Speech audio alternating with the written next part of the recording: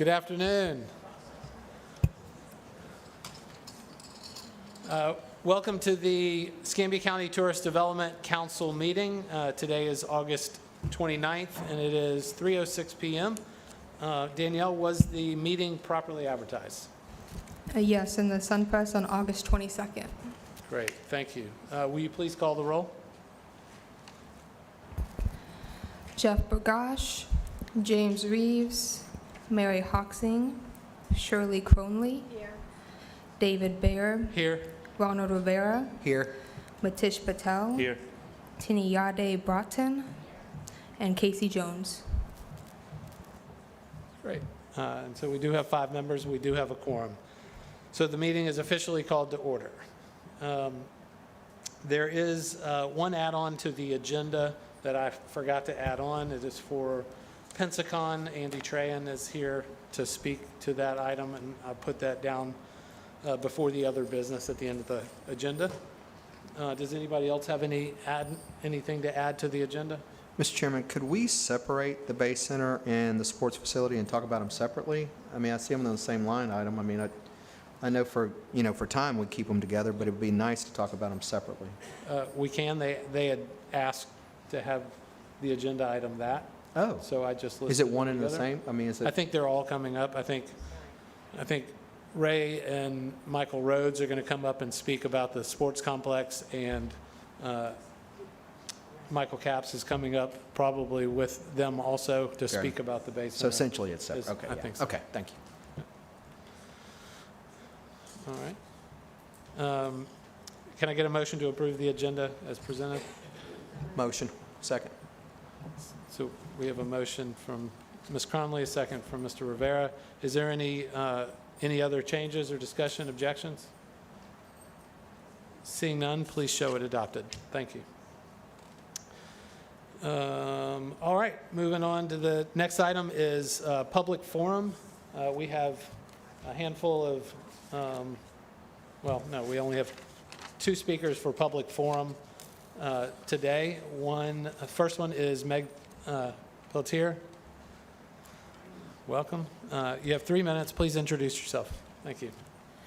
Good afternoon. I'm Meg Peltier, President and CEO of the Pensacola Beach Chamber of Commerce, and I'm here this afternoon to, first of all, thank the TDC Board for your support of the Pensacola Beach Chamber this past year, in particular our fireworks program that has brought thousands of tourists to Pensacola Beach, and we're very excited to now be continuing with that in the coming year. But the reason I'm here today is I just personally want to thank you for the support that I've received from the staff. Allison and Stephen have been amazing. This past year was my first time applying and doing the grant, but also to let you know that this week the Chamber issued a press release announcing my retirement.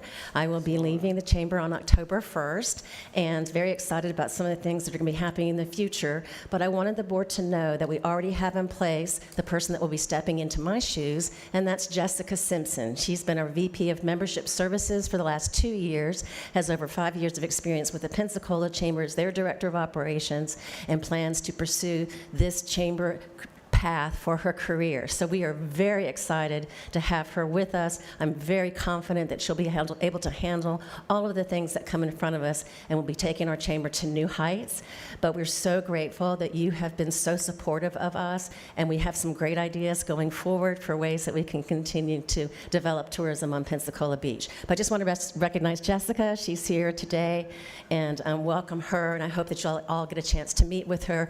And again, just wanted to thank you so much for your support. Great. Thank you, Meg, and congratulations to both of you. Look forward to working with you. Next speaker is Mimi Bass. Did you want to speak to a subject or just general public comment? Yes. Thank you. Thank you. I'm here with CCA Florida Yes. in discussion in support of the REEF program. So thank you very much for having me here today. Do you want to speak on behalf of the REEF program? 'Cause it's an agenda item, and we'll take speakers during that item. Pardon me? Oh, yes, I had another engagement, so they were accommodating. Okay. Thank Okay. And thank you, yes, because we're pledging to the event, so they had asked me to go ahead and Okay. address you. Great. Well, thank you.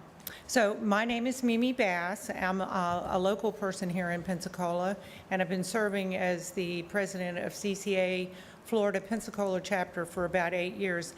I'm really honored on behalf of CCA Florida to, and if you're not familiar, that's Coastal Conservation Association of Florida. It's a 501c3 nonprofit organization dedicated to marine fisheries, coastal conservation, education, and advocacy. And who is CCA Florida? Together with our 18,000 members, 47 chapters in Florida, including recreational anglers, outdoor enthusiasts, we support the protection of marine resources, access to marine fisheries, law enforcement, habitat restoration, and balanced fishery regulations. We are a collective voice for recreational anglers in Tallahassee, as well in Washington, D.C. CCA and its affiliates are in every state, and we're the largest marine environmental organization in the United States. Why the artificial reefs? Since 2007, CCA Florida and its partners have deployed more than 47 artificial reefs in the state of Florida. The Artificial Reef Program to CCA Florida originated in the Panhandle with Pensacola. CCA Florida, who has also successfully completed large vessel deployments with several more in progress. We understand artificial reefs and the importance of them in our ecosystem. Artificial reefs create and mimic natural reefs and function, therefore, to provide a number of ecosystem services. Primary purpose of the artificial reef is to create new habitat to enhance populations of marine organisms. The variety of habitat created by artificial reefs leads to an increase in both biomass and biodiversity throughout the area. Several different sea species seek refuge through the structures, attracting large predators and game fish, as well as corals and small reef fish. More red snapper are caught off artificial reefs than any other reef system in Florida. So it's a very vital program. But the economics. At CCA Florida, we understand also economics, and driving tourism and people to Florida is a big part of us. Throughout our 47 chapters through the state, we recognize the benefit of the artificial reefs as very sustainable as well. These newly functional ecosystems attract recreational anglers and divers from all over the world. The increase in tourism throughout the region while still helping to reduce the pressure on your natural reef system. So the artificial reef is vital to the life of your natural reef system by giving an alternative to people and the encroachment on those. And it supports a healthy coastline. So artificial reefs are maintained, and they're free education and tourism. It's fun. You just add the water, you deploy the reef, and then nature builds the rest and maintains it. It's kind of a refreshing idea. So there's many studies on the economic development associated with artificial reefs and the benefits of those for years to come. But most importantly, I think that you want to know about the commitment that CCA has to this area. We like the opportunity, first I would like the opportunity to recognize Robert Turpin and his hard work in getting and managing this program through the leadership, and they have helped to make Pensacola one of the premier dive and fishing locations. And Pensacola is on many people's, blue-green travel map, as well as on their bucket list for these visiting these.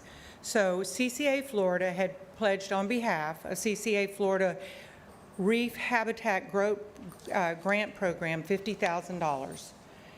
And that's just for the start with the SS United States. But we're interested in the largest artificial reef in the United States. So on behalf of CCA Florida, they've also asked to participate in a more gratuitous way as the program continues to develop. We have other organizations and places within the state of Florida, aquariums where we have donated over $1 million to fund rooms and fishing education programs throughout Florida. But this is a really good fit for CCA. We have just right now a $1 million grant program going on throughout the state of Florida just for reef renourishment. So when this project was brought to CCA Florida, they put a gold seal on it and want to help out and participate, and I'm really honored to be here. Great. Thank you so much. Thank you Appreciate for your it. time. Thanks for your comments.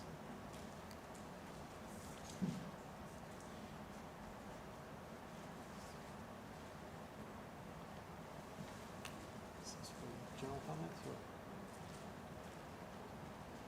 Are we asking if you want? Brian, did you want to speak to an item or general, just public forum? Well, you're next, Brian Wire. Thank you. Please introduce yourself. Brian Wire with the Gulf Coast Minority Chamber of Commerce, and thank you so much for the time today. I'm handing out some flyers for you here to personally invite you to the Pensacola Supplier Development Exchange. It's an exchange we're having September the 10th from 9 to 2 at the Corinne Jones Center location here in Pensacola. And what it is opportunity for businesses to get a chance to meet with local and state agencies to help provide goods and market their goods to them and look for bids and contracts. Tourism-wise, it's kind of interesting the fact that we have the departments in Tallahassee come to Pensacola for this event. It's only about 6 events in the whole state of Florida.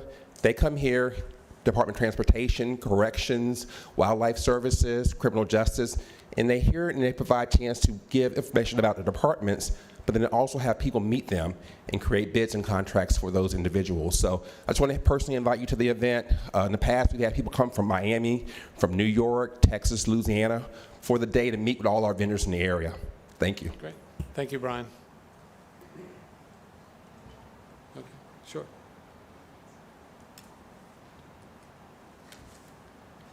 Hi, guys. Hi. Good to see you. Tim Reichon here, 2 Portofino Drive, Pensacola Beach. I'm the president of Sail Pensacola, and I just wanted to give you a little bit of update on our Foiling Week upcoming event. I've got a little bit of a handout that I gave you, and I'm just going to run through a description. Rachel, if I could have the next slide. So the date of this, mark your calendars, is February 24th to March 2nd.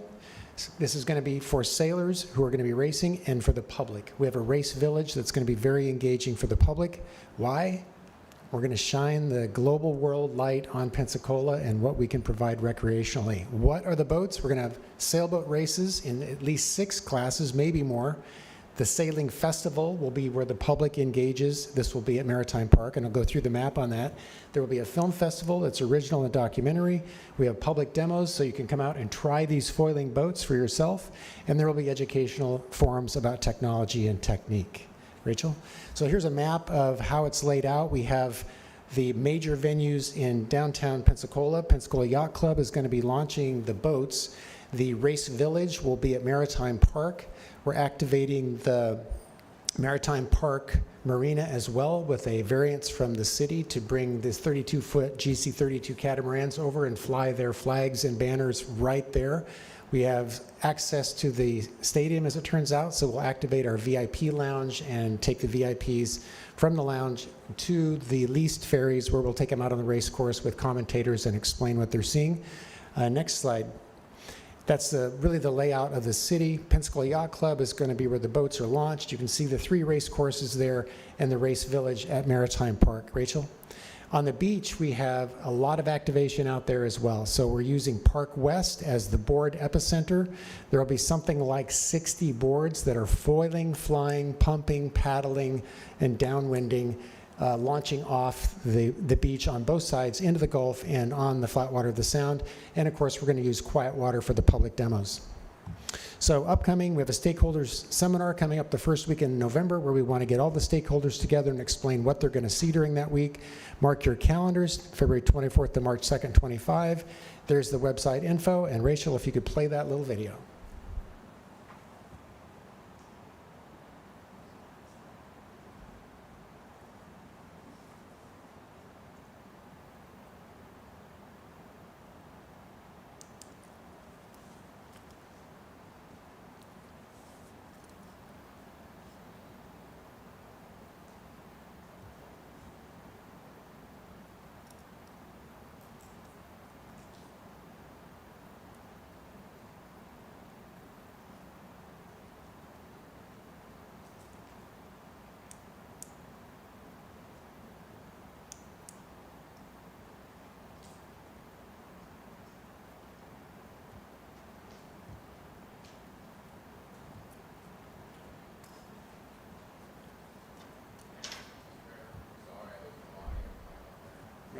Okay, thank you, David.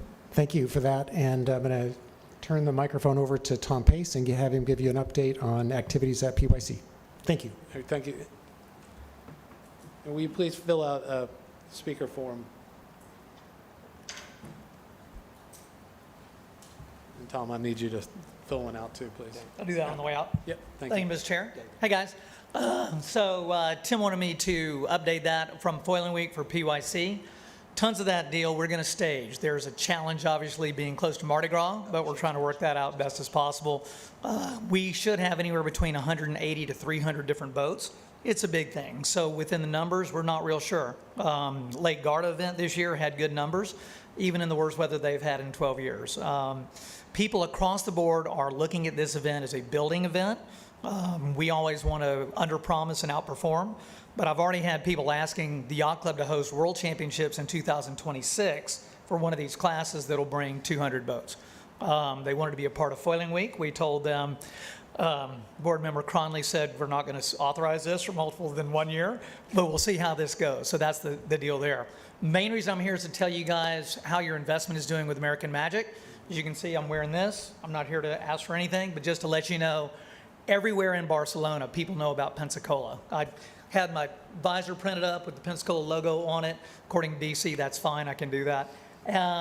Everywhere, people are excited about American Magic. The boat is doing well. Preliminary regatta this past weekend was the last time all the boats would get together before the early start of the America's Cup, which is the Louis Vuitton Cup, which got underway today. Our guys sadly did not have a great race today, but this is a month-long competition, so we're good. Before that, you could cut the stress with a knife. Nobody knew if the millions of dollars these programs actually had developed the right boat, the right kit, everything else. We got on the water, won our first race. Had a part break in the next. Last race, we go against New Zealand, best boat in the world, absolutely crushed them. Got off the line better, spanked them, kind of embarrassed them actually. So the team now is light, they're confident, learning curve here is vertical, and they're excited to do what they do. But again, everywhere I went, whether it was at the Fancy W Hotel or at the Skybox viewing area or little small restaurants by Roman walls that go back to 400 AD, they went, oh, tú estás de Pensacola, Florida, see? I go, you bet. So the mission's doing well. Your investment is awesome, greatly appreciated. Tune in every morning, 7 o'clock.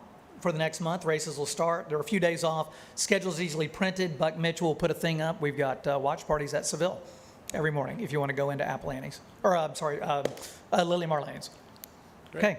And right now, Collier and DC and Bobby are actually over there, kind of waving the flag for us. That's a good thing. Any questions? Yes, Councilwoman. Please turn your microphone on.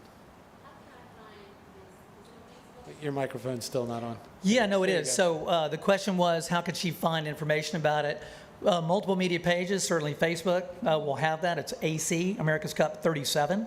Or if you look American Magic, right? That'll come up, and they've printed daily schedules, and I can actually probably send that to Chairman Bear, and he can get that to you, and it'll show the schedule of races, back out 7 hours, and that's when it'll happen here.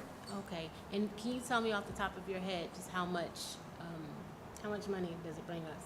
I'm sorry, how much what? How much does it bring the city as far as money?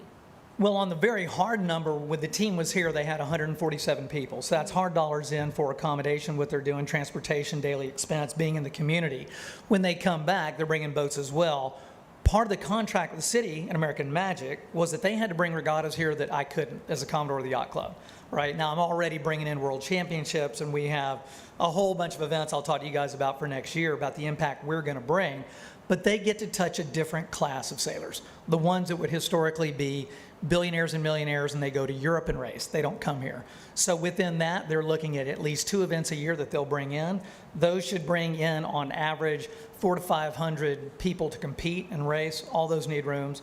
Through American Magic, I'm setting up 2 events this coming year, March and April. And these are 52-foot racing boats, and there are 11 people per crew, and they come hang out. They rig their boats at the port, tie up at Palafox Marina. They race for a week, put them back on the port, go away, come back and race again, have their parties and do everything else. And they want to make Pensacola their permanent base. They would have never come here had it not been for American Magic. Thank you. You're welcome. Any other questions? Jimbo? Well, I'm glad you've asked me here. That's for the next conversation. Always more than we can spend. But the plan going forward, I told you guys before, the hope is to commoditize regattas. So Ronnie doesn't have to look at me and go, is this a kids event? Is this a multi-hull? How many people? You know, Ray and Darian, through what they've done with contract with Blue Angels, there's now an easier to work formula to do this. According to Ellis Bullock and a few others, we can try to plug into that. Ray wants to help make the numbers legitimate. So when we show the regattas that we're bringing in, prospective number of people that are coming, we'll be able to dumb this down into what the heads and beds are, what the needs will be, and then frankly what the impact will be each year going forward. But it's substantial. People call me about every 2 days wanting to come here and compete. So now the fun thing is to try to work within the spider web of schedules between Mardi Gras and fiestas and everything that's done here in town, so you don't prey on the inventory for hotel and VRBOs. Okay, Great. I'm Thank you. passed. Thank you, Tom. Appreciate it. And that is our last public forum. Was this properly advertised? Is what? Was it properly advertised? Yeah, we started with that. Did we? I didn't hear. Yeah, yeah. Okay, I just want to make sure. All right, that ends public forum session. Review and approval of the meeting minutes. Those were distributed with the agenda. Second. Hey, Jim, will you turn on your microphone too, please, sir? So the people at home can hear you. Thank you. We had a motion from Mr. Reeves. We had a second from someone. Yep. Was it Shirley? Yep. From Shirley. Is there any debate or discussion? Any changes? Seeing none, please show those adopted. Thank you. Review of the expenditure audit trail. Generally, we have Mr. Baker here, but I don't see him in the crowd, so Mr. Hall, come on down, please. Welcome. Thank you.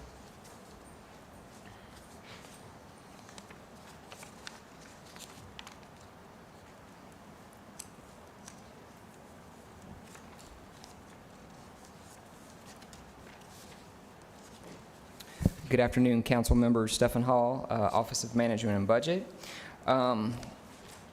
So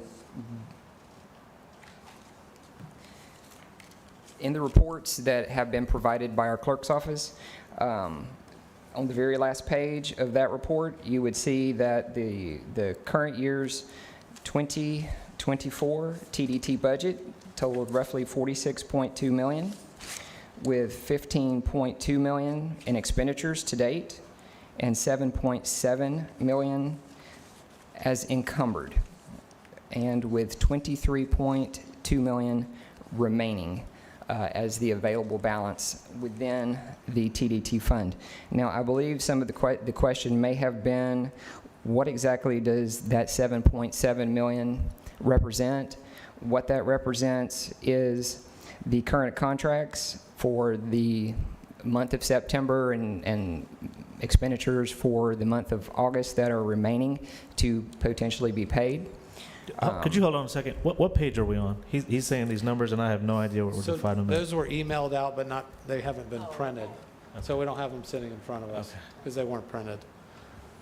Talking about the They're in the audit backup. expenditure trail, it's the big thick document that we generally get from that the clerk's office print emails to Danielle and we send out. Okay, so again, those encumbrances, those amounts remaining represent Visit Pensacola, Pensacola Sports Association, and ACE.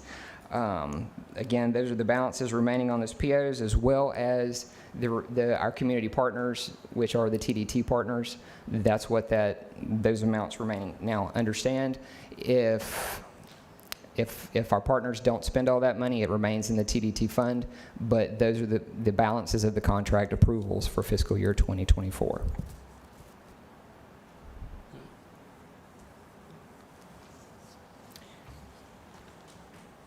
Also, I did prepare the balances of our TDC reserve policy and reserve balances.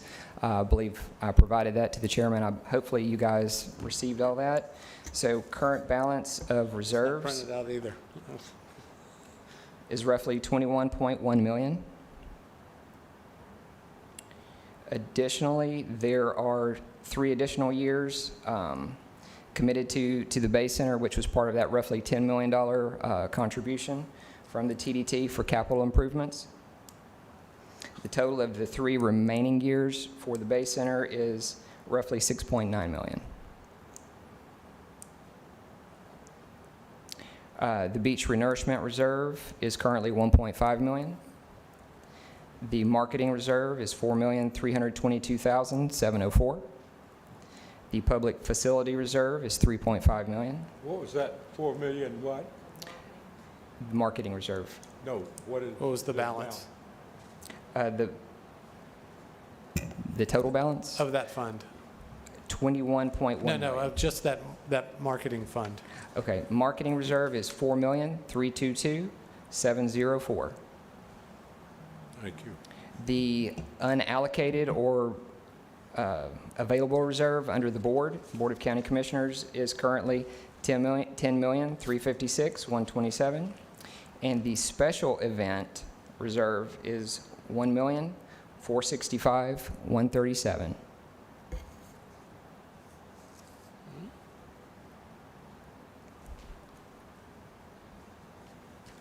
Any questions or comments from? The 10,356,000 you said was for Board of County Commissioners? Correct. Those are unallocated reserves Is that Fund 108? yes. Yeah, that is the unallocated to the other restricted funds, and it's just an unrestricted balance. Correct. And the bulk of that is the 5th cent, TDT.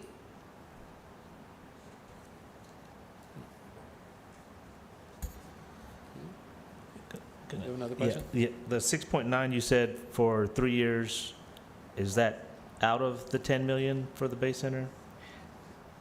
Or is that? Yes, that's Correct. part of the $10 million appropriation that we approved, that County Commission approved. It's, the first year has been paid. Correct. The 3.1. And So that's the balance? That's the remaining Got it. balance.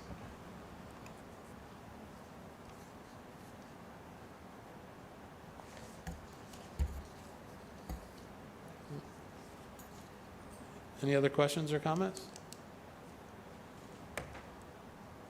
No? All right. Thank you, sir. Stay up there, though, because you're the next item on the agenda, too. Status of funds available, which you just read, and the county budget update. We gave you guys in June, at our last meeting, we approved to make the recommendation to the Board of County Commissioners for the allocation of the TDT for next year, and we would just like an update on where that, what has been loaded into the budget. Obviously, we know that there's an upcoming meeting next month for the board to have the final hearing, but Sure. So as far as the budget, the recommended budget from the TDC is the budget that we have included in the board's budget. No other changes beyond that at this time. okay. And did you want me to do the status of funds? Yes, please. All right. James regrets that he can't be here, but he believes that going on a cruise was a little more important than being here to do this status of funds today, unfortunately. Support tourism. Tell him he's never invited back. Support tourism, I like it. So again, my name is Stephen Hall, Finance Director of Escambia County Budget Office. Today, we will be presenting you with the status of TDT funds through the month of July 2024. The clerk's office has provided the appropriate backup and breakdown of the expenditures. The fiscal year 24 collections with interest through the end of July 2024 total $17,392,569, as compared to the collections through May of 2023 totaling $16,674,714 for a collective increase of roughly $718,000 as comparing this year to last year. Fiscal year 24 collections through July totaling $17,392,569 are 87% of the fiscal year 24 tourist development tax budget of $20 million. Again, expenses through July of 2024 total approximately $15.24 million. The current tourist development tax cash balance is $29.2 million through July 2024. It's pretty good.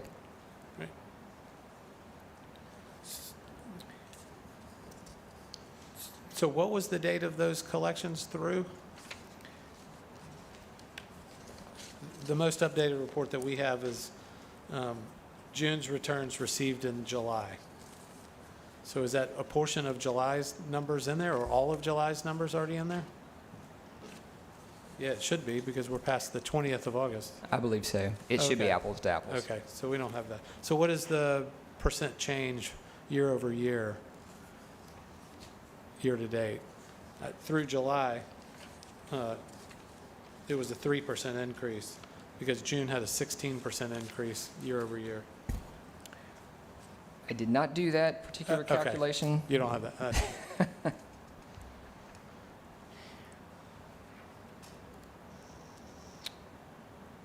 But again, we are up 718,000. Over, what was the number, 17 million? Technically, the number is 717,855. Of the total collection, 17 million, Correct, that's over last year. 392,000?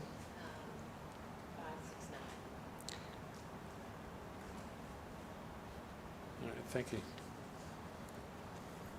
All right. All right, and I just have a Tourist Development Council information item.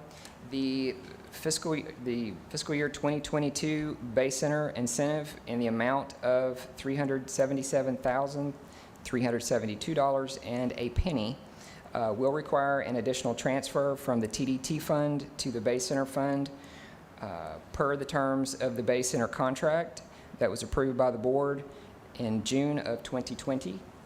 This will be paid from the first 2 pennies of the TDT, which was pledged for Bay Center operations. This will be paid from the board's unrestricted reserves. That is due to the positive performance of the Bay Center. Absolutely. They've been doing a fantastic job. Great. Any questions or comments? That comes out of the $10 million amount you said? Correct. Okay. Yes, out of the 10 million, not the 10 million that we appropriated, the $10 million unrestricted funds. Yes. It comes out of the board's portion of the first 2 pennies. That's unallocated reserves.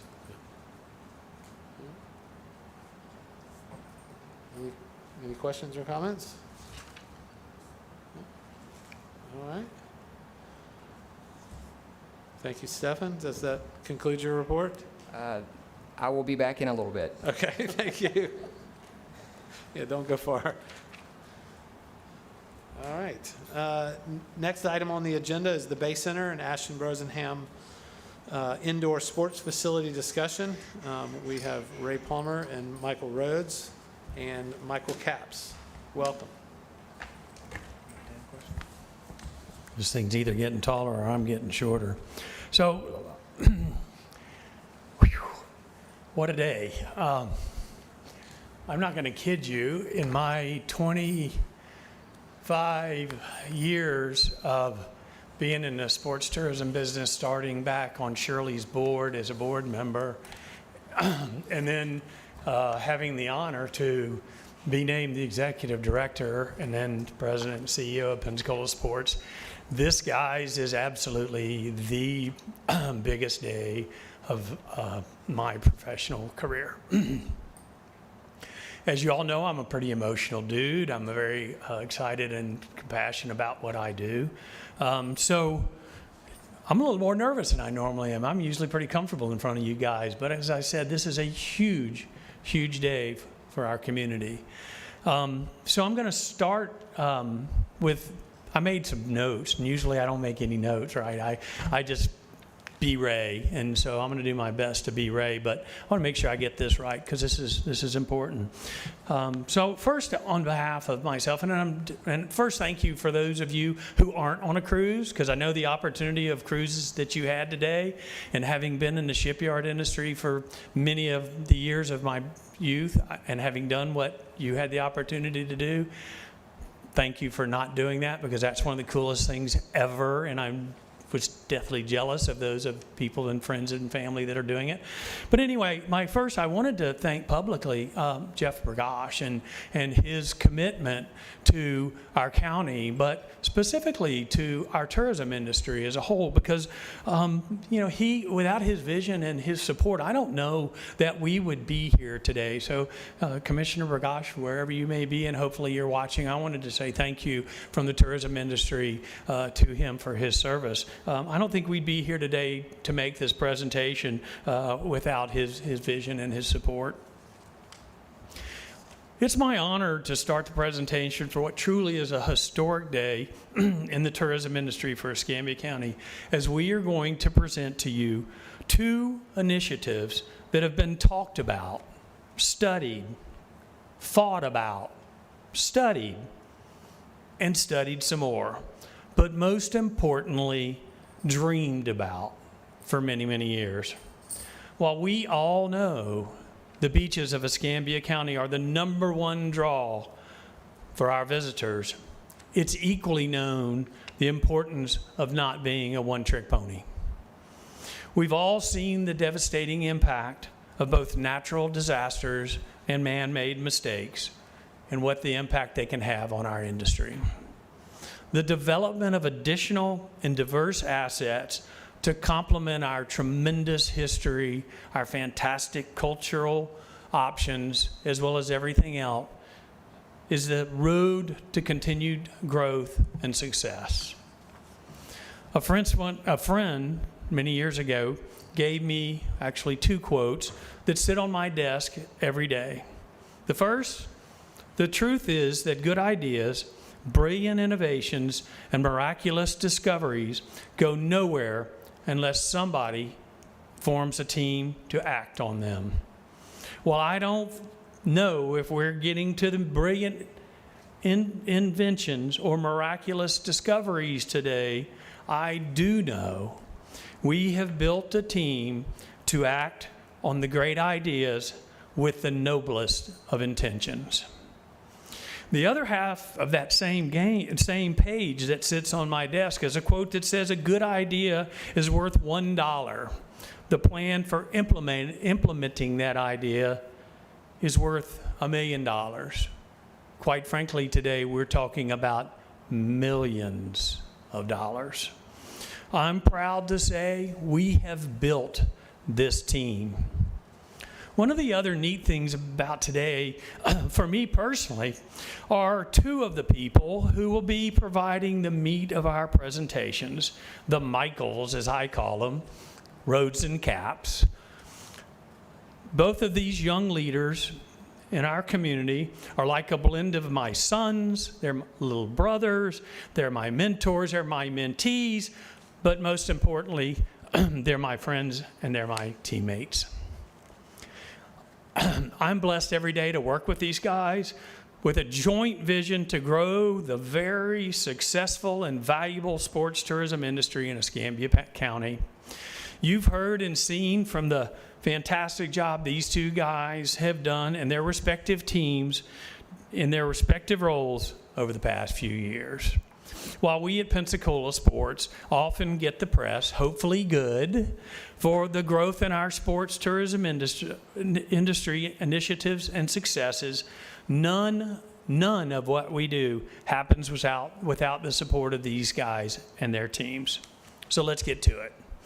Today we're presenting to you 2 initiatives that will transform the tourism industry in Escambia County. First, Michael Rhodes will present the results of the latest study of the multipurpose indoor venue. Then, Michael Capps will outline the plans for major upgrades and modernizations to our Bay Center. To close the presentation, Stefan will come back. Thank you, Stefan. We'll provide the board with the most important information, and that will be an outline on how all of this could be paid for. After the presentations, and Ron, honestly, anytime, obviously, whenever you want to interrupt, but after the presentations, we'll open the floor to the board for questions. Thank you, and I will now turn it over to Michael Rhodes. Thank you, Ray. Hard act to follow there. First, I want to thank my supervisor, Wesley Hall, and County Administrator Wes Marino, along with our staff, Deputy Director Adam Reed, for everyone's support and hard work over frankly, the year leading into this. And good afternoon. I'm Michael Rhodes, Parks and Recreation Director, and I want to thank the TDC committee members for your time and consideration, and of course, thank you, Ray Palmer at Pensacola Sports, for his continued hard work and enthusiasm in trying to bring this project to a true reality.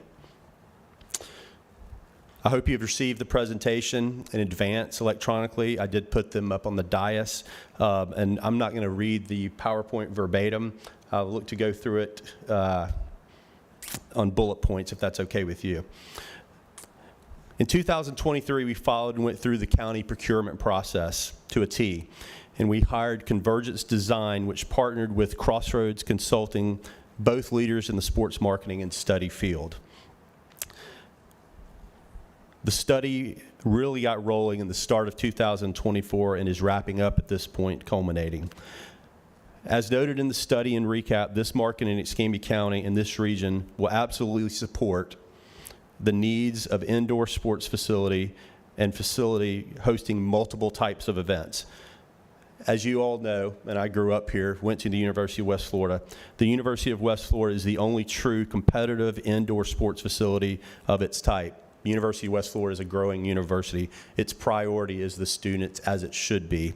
It's very tough to get space, and we're great partners with the University of West Florida. But the bottom line is it's tough to get indoor event space at University of West Florida. And I want to reiterate, they're great partners of ours, and we've worked hand in hand with them through this study. You'll hear me say this several times in my short presentation. Brosnahan Park is a county-owned facility. It's a great facility. Brosnahan Park is county-owned. It currently has 13 lit soccer fields. It's home to major soccer events in the youth sports world. It's also home to the NAIA National Championship this coming up November, and it's also hosted 2 SEC Women's Soccer Championships, with a third to follow in late October into November. What does this demonstrate? Folks like coming to Escambia County for the sports. It demonstrates people like Brosnahan Park. As I said, I grew up here. Long ago, Brosnahan Park out in that region in Cantonment may have been thought of as a little far out. The truth of the matter is Brosnahan Park is not far out anymore. It's in the hub of Escambia County. It's a major corridor out in the Highway 29 9 Mile Road area with plenty of hotels, which will be covered later in the presentation. Again, it's a hub of youth sports, and you might hear that again later in my presentation as well. It's a tried and proven location. It doesn't get any better than the SEC. And again, we're willing to grow that, and we want to grow that and make that the true destination of sports in Escambia County, which we feel it's already on its way. Key points, as I want to again reiterate, Brosnahan is county-owned. It's we have 14 acres on this property that's open, flat, and undeveloped. The undeveloped flat portion, we did the studies and working with Convergence. We feel that 100,000 square foot building with 73,000 square feet of open column-free floor space compatible for sports events, expos, special events, and various diverse events will fit the bill for this type footprint. Again, it's 14 acres of open flat land that the county owns currently, already zoned for recreation, another key point. Also built into that. Did you say 173,000 square feet? No, sir, 100,000 square foot would be what would work into this facility on the 14 acres with 73,000 square feet of open downstairs floor space, column free, open to floor. Another key Mike, real quick, and I don't mean to interrupt you, but how many people could you put in that facility? I don't have that number right in front of me, but I will say, when you talk about teams, I don't have a capacity of exactly how many folks. I'm thinking more about cars in the neighborhood. That was my next line, actually. One key component on this 14 acres, when we talk about how big the building is going to be, 700 plus parking spaces is in the current design. Okay. Again, that was my next line, Mr. Rivera, is 700 paved parking spaces. As I've been across a lot of these facilities in the southeast with my own sons, Parking can be a challenge. 700 paved parking spaces with obviously some extra parking space as well, but the 700 paved parking spots is a very, very key in this situation. I appreciate that question. Again, it would have 8 full court basketball courts that can be transformed into 16 hard court volleyball courts. Hardwood has been recommended in this study for longevity and maintenance, and it transforms into open floor space for expos and various other activities as well. Don't want to take Ray's thunder when I turn it back to him. These type of events in our study are estimated to potentially generate an annual economic impact of up to $37 million or more per year.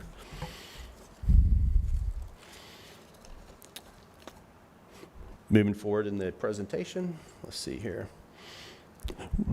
When we started this back in January, we again met with many stakeholders across the area to include University of West Florida, Pensacola State College, other youth stakeholders in the area, and one major stakeholder, as they are neighbors of ours on this property, the Escambia County School District.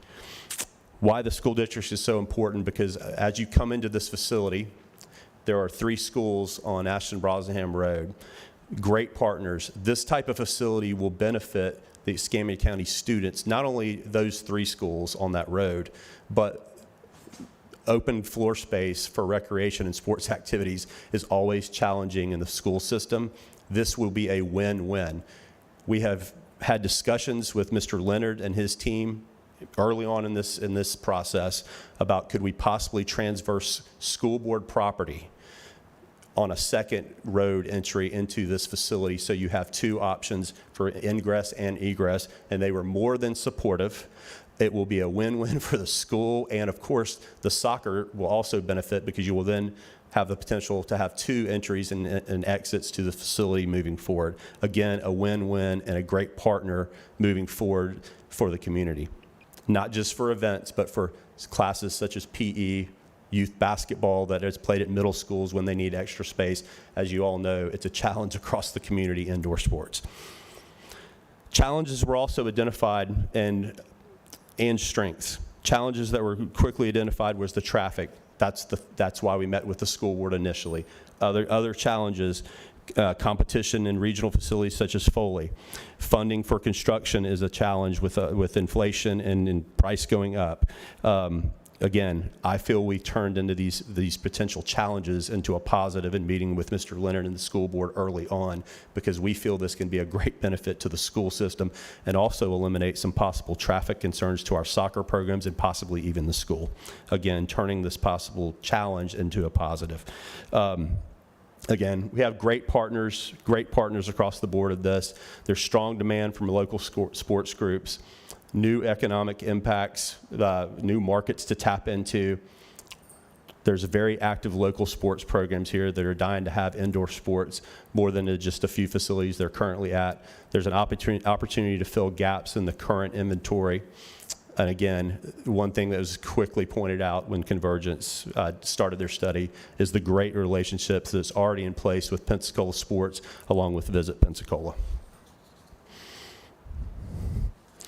Again, several site plans were studied when this process started. Nothing is in stone on the exact layout of the facility. Again, it is estimated that a 100,000 square foot facility will fit into this footprint of approximately 14 acres, but nothing is in stone. We did do several charrettes that had several different building concepts, but nothing is in stone of the exact layout. Open common area in the facility. Open common areas, and this was a challenge, what would go in there besides the basketball courts and the volleyball courts? Open common areas would include meeting spaces, viewing areas, restrooms, plenty of vendor space, concession or retail areas if needed. And one pretty cool aspect, if you've ever been to Olive Baptist Church, a second floor walking track and viewing area to see your child or grandkids play, but also to be open to the public on various dates for walking and general activity and in recreation. That was a big deal when we did this. We certainly realize this is a tourism-driven model, but at the same time, we have to be successful in meeting the need of our community needs for this to make this work and get full support from our community. The bottom line is that we have to have community support, so there will be plenty of aspects for recreation for the local kids in the area, the adults in the area, or folks just wanting to exercise and stay healthy. Very important, and I do not want to overlook this. Traffic was a major concern. I want to touch on that one last time, and that was something that we needed to address, and we feel that we're well on our way in meeting with the school board on the option to traverse their property behind their schools and create another access point.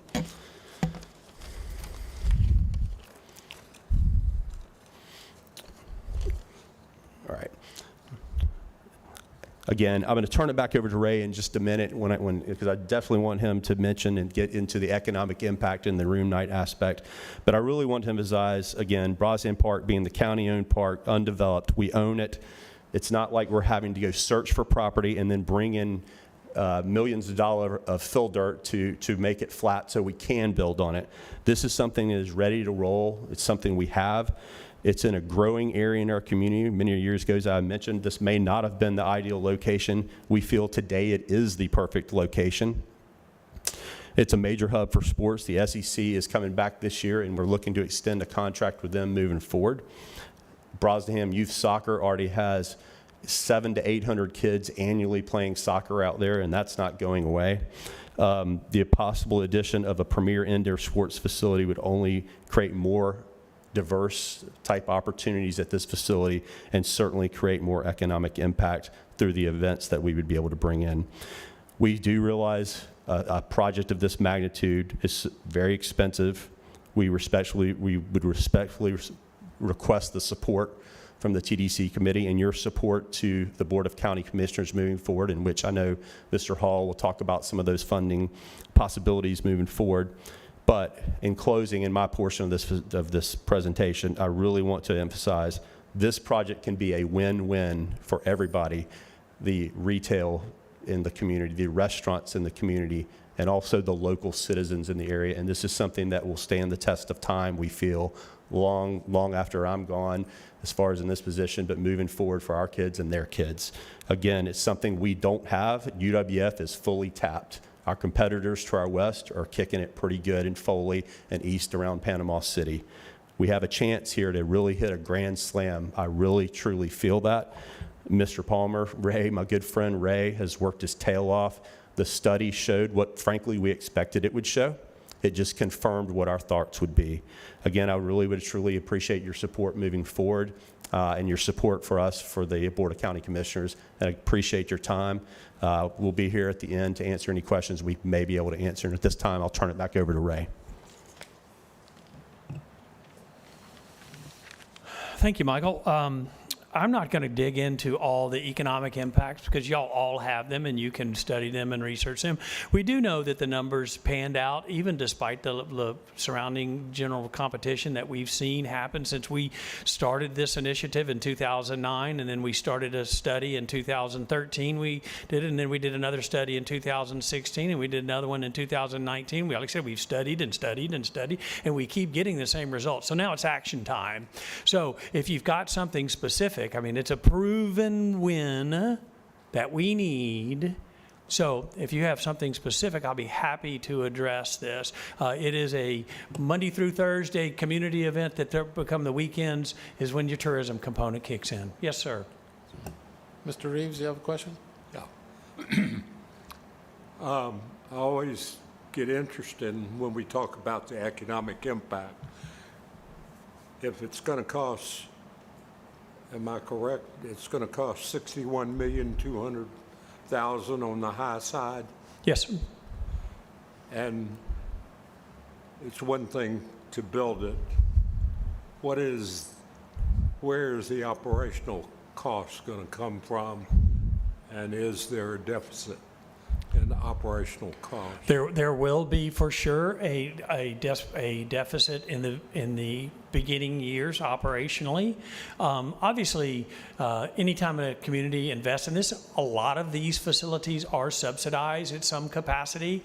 The one thing that's nice about where we're sitting is that we've been looking at this for a long time, and we know the market. We're in the market. I actually had 4 RFPs yesterday cross my desk that if we had this facility that we would have access to. That was in one morning that I had opportunity, and it's like that all the time. So there are different models in how you can operate this, and the study, the full study, addresses that. There are options. You can do it with Michael and his team. We can create the county Parks and Recs department. You can go to an outside agency, which is the way a lot of our community and competitors do it, where they bring in a professional operating arm, and they have a contract, and they have a performance clause, and then they are responsible for doing the programming and paying for that. And that can be a model. And then you can do a hybrid of those. So that is one of the things that is yet to be, that will be determined. We don't know what all the amenities of these are. You can do 48 million or you can do 61, depending on how fancy things get. And you can do, as you can affect any building project goes. So we can affect what the end dollar amount of this is based on available funds and of how we want to build, what we want to build. I don't know that I answered your question very well. And the reality is we don't know. It's very likely that there will be some subsidies for these types of buildings, just like they are so often for public facilities. But what I'm asking is, we're going to end up learning where the money to build would come from. What I'm asking is, who's going to pay the operational cost for it? Our goal will be to set it up operationally so that it is at least revenue neutral. That's our plan and goal, to do that. But you're opening up a business, and there are no 100% guarantees. I will tell you, I would suspect it will come out of TDC if you have debt revenue losses, just like you do a Bay Center, and just like you can, whether it be whatever other things that communities own in a community center. I don't think you can show me a community center, probably many places, that is revenue positive in any community. And so I think there's a balance that we are looking for to, we know that, one of the things, the reality, Jim, is that to understand the value of tourism is everybody that comes to tourism and creates new revenue, all that money doesn't necessarily come back to TDC. A lot of it comes to a community or a general fund of a community to support that. And so then you have to count on your elected official of understanding the value of that asset to say, yes, it doesn't directly pay for itself, but it indirectly pays for itself. Is that a better answer? Getting there. Okay. Mr. Chairman. Ray, you mentioned, I guess you said that you understand the legacy costs or the offset maintenance cost of this was in that Crossroads study. Is that correct? I'm sorry, say that again? So the maintenance cost on this, or whatever the delta is that TDC is going to have to pay out over a number of years, that was in the study, the Crossroads study. Is that what you said? Yeah, they're always in those studies, as they have till a normalized year. And let me just, because I'm trying to get to where I'm going with this, is that are you guys using the Julian McQueen study initially, or is this an additional study? I don't know any Julian. I think was it Julian that put this Crossroads study together years No, that ago? that was led by Pensacola Sports. Okay. So the original study was led by you guys too, is that right? And I'm mistaken on that? That's correct. We did the exact same thing. We went out for bids, and it was actually led, I'd say that, it was more led by Pensacola Sports, but it was actually a county RFP, Okay. and it was done by... The one years ago, and this is not the same study, right? No, sir. Okay. It just happens to be the same organization. Okay. Got multiple years. They also are the ones who did the study on the convention center that Visit Pensacola did. That's actually what I'm thinking So, of, I think. Yeah, so there's probably four that Crossroads has been a part of in some capacity. They did the original in 16. They did the 18, I believe, for Visit. 19 renewing this, and then they were not the lead agency in this one. And you guys refresh my memory, is that the one, the initial one, they said that it would be best downtown? Is that the one? Are we talking about the same study? I'm trying to make sure, because I don't know if we The got... original one had 5 locations. Okay. In various locations. Some were downtown, some were not. Okay. Did we, and I don't, did we get this in our backup, this study, this one? In today's meeting, Yeah. backup? Yes. Oh, so we did get this study? Yes. I haven't read it yet. Okay, good.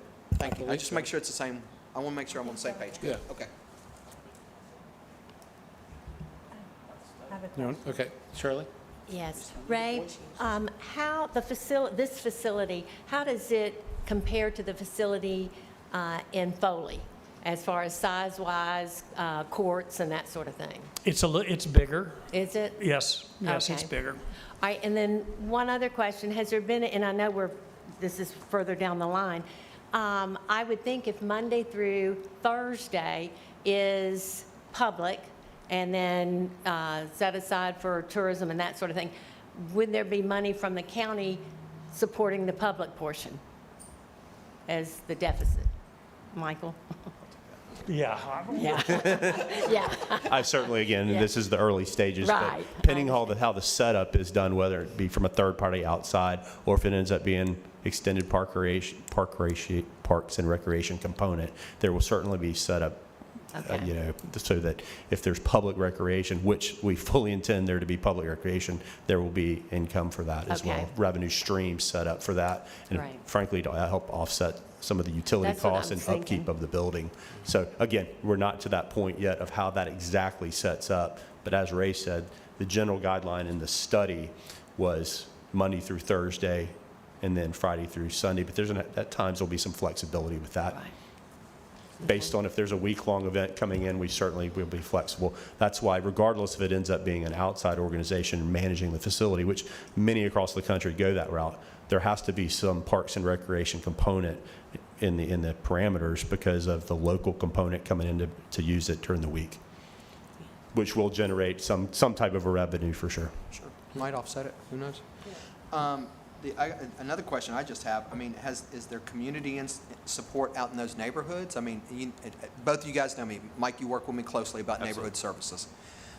My concern, of course, would be, has the neighbors been notified that we're going to have 700 new cars in their neighborhood? And are they on board with it? They may be on board with it, like you say. I mean, Beulah is a different place than it was just 5 years ago, much less 10 years ago or 15. Absolutely. I feel some of the concerns would have been traffic, which, again, depending on how this rolls, we'll still have meetings to be had with, I'll say public meetings, but rolling out plans to present traffic plans, which we identified early on as possible a concern. Sure.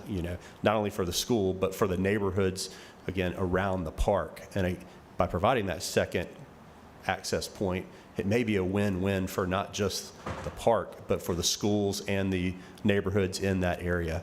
Again, you'd have to see the way it traverses behind the schools out on 9 Mile Road, 10 Mile Road onto Ashton Brosnaham Lane.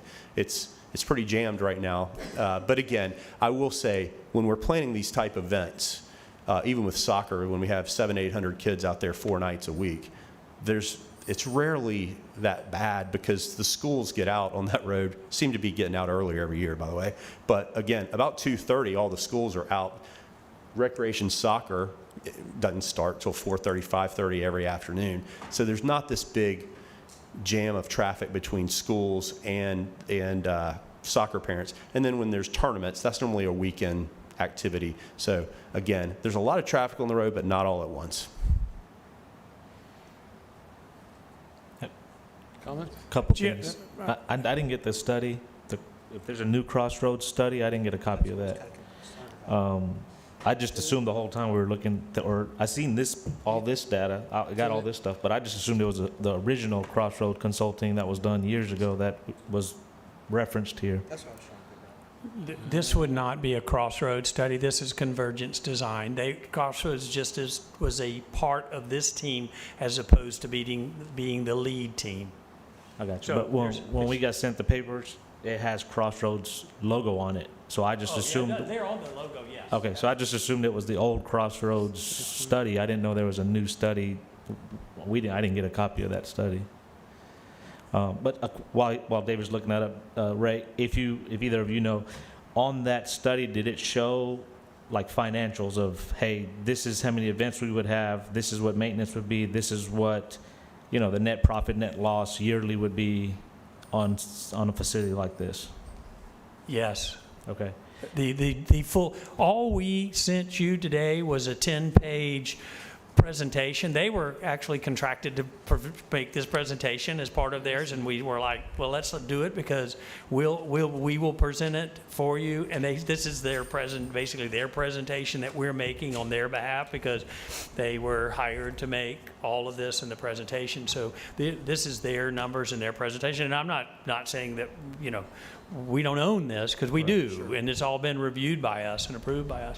But I would like to go back to Jim's question, and Jim, I think Shirley's question probably explains to you our difficulty, because if the county commission tells the TDC that we want this building and you use TDC money only to build it, and then the Board of County Commissioners comes in and says, Monday through Thursday, you can't charge anybody that's an Escambia resident to use it, then that changes the subsidizing of a facility like that. And until the Board of County Commission or the leadership says, this is exactly how you're going to program it, you can't know whether there's going to be a subsidy or it's going to be profitable. If you go strictly after tourism, you probably have a better chance of being profitable. But our community needs this venue for its day-to-day citizens. So I hope that helps you explain why it's hard for us to answer until we know exactly what we know this facility is needed. We know we've been told, you got to go get TDC money to build this venue. And then our county citizens and surrounding county citizens are going to come use it. Can we charge them, and how much can we charge them? That's what we don't know yet, sir. And so that's kind of our dilemma to say, yes, you're going to make money. Yes, you're going to have to subsidize or whatever that may be. That's all part of the management structure. And like I say, maybe that number may change based on really how this project ends. What goes in and what doesn't go out. Goes in, goes out. But here's the other question. I would like to have a chance to read the study myself. I haven't had an opportunity to read it. And did I overlook it? I apologize. I sent it to everybody on Tuesday morning, but I may have incorrect email addresses for everybody. I didn't get it from reason. I'll double check, and it could be me. But I've got a lot of emails. Sure. I got one this morning That could too. be user error on my part. I might be able to clarify the backup. So I sent to Mr. Barrett, and I know you distributed it, the shortened version, which is 12 pages long, which is the PowerPoint today. That should be in your backup. Right. That's what you're looking at. That's what That's what I got. Okay, That's yeah, what I'm I so have. sorry. Correct. I got that, but I didn't get any that's all I detailed had. study. That's okay. all I had to send. Okay. I'm sorry. Okay. Correct. We provide a 12-page bullet point for this presentation in your backup. That's what was provided today, not the 155-page study itself. We certainly can provide that electronically to distribute 100%. That is no problem at all. It's a long, we certainly didn't want to make full copies for your backup, but that's no problem at all. Send it. I would feel more 100%. comfortable with this. Absolutely. Again, Ms. Rhodes, we work closely on stuff. I hope that didn't you know me, confuse I feel the comfortable issue. reading it. But I'll send that to Mr. Bear for distribution. It's long, but I can send it electronically this afternoon after this meeting to you for distribution. All right, thank you. Yeah, I have just a few comments also. Just looking at about the projected operating deficit. I don't know what that means. Well, number one, if this was going to be a personal investment, I'm not going to build it, put that major investment, bring investors in to build a facility with the expectation of a deficit. This is a governmental entity, so, government-owned facility, so I know there's a different structure for that. But I would hope that we would look at opportunities, that the study looked at opportunities to monetize it, to obviously opening it up to when it's not being used for the sports complex. That's why I was asking about the square footage. Could we bring in more convention, use it for convention space? I'm sure Andy will probably talk after this about their desire to be able to use it for Pensacon, for larger space, for larger events, which bring in a different type of tourist also, but utilizing that facility for that, looking at maybe sponsorship opportunities for different revenue sources, like we'll talk about with the Bay Center shortly. But a couple other, those are some comments, but a question is, you gave us a range, the $48 to $61 million. When the project goes over budget because of change orders, et cetera, who is going to be paying for that? Is that going to be coming back, or will that be someone else's responsibility? Because I don't think that if the TDC is looking at opportunities and a return on that investment, obviously there's a return in the economic impact of $37 million to the community. And I don't think we're looking for necessarily the exact return on the TDT, but we have to bond the TDT to be able to pay for a project like this. And so we have to increase tourism to be able to pay it off, to pay down our note, to pay off this bond. And so if we hit some number and all of a sudden, we've approved a number, and then all of a sudden you get halfway into the project, you don't stop a project, but is it the right thing to do or the fair thing to do to come back to TDT for additional funds, or do you look at other revenue sources or other funding sources? What do you do? And if the school district is going to participate, are they going to provide some of their half-cent local option sales tax to help fund this project? Are they going to they get PICO dollars for facilities? Are they going to be able to utilize those? I don't know if these are conversations you've had with the school district, what the school district could actually do with, I don't know what the PICO dollars necessarily can be used for, but if it's a partnership, what are they putting into it? We see what they will be getting out of it. But if this is, because they're a separate constitutional office, I guess. I don't know how they're totally different organization with different revenue sources, et cetera. But if they're going to utilize it, they should put in.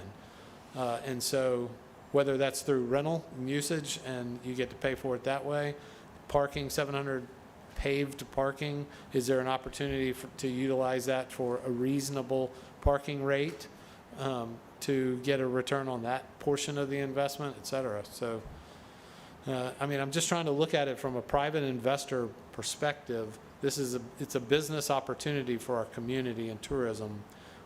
We should be looking for a return more than just the economic impact to the surrounding areas, but the utilization of the facility.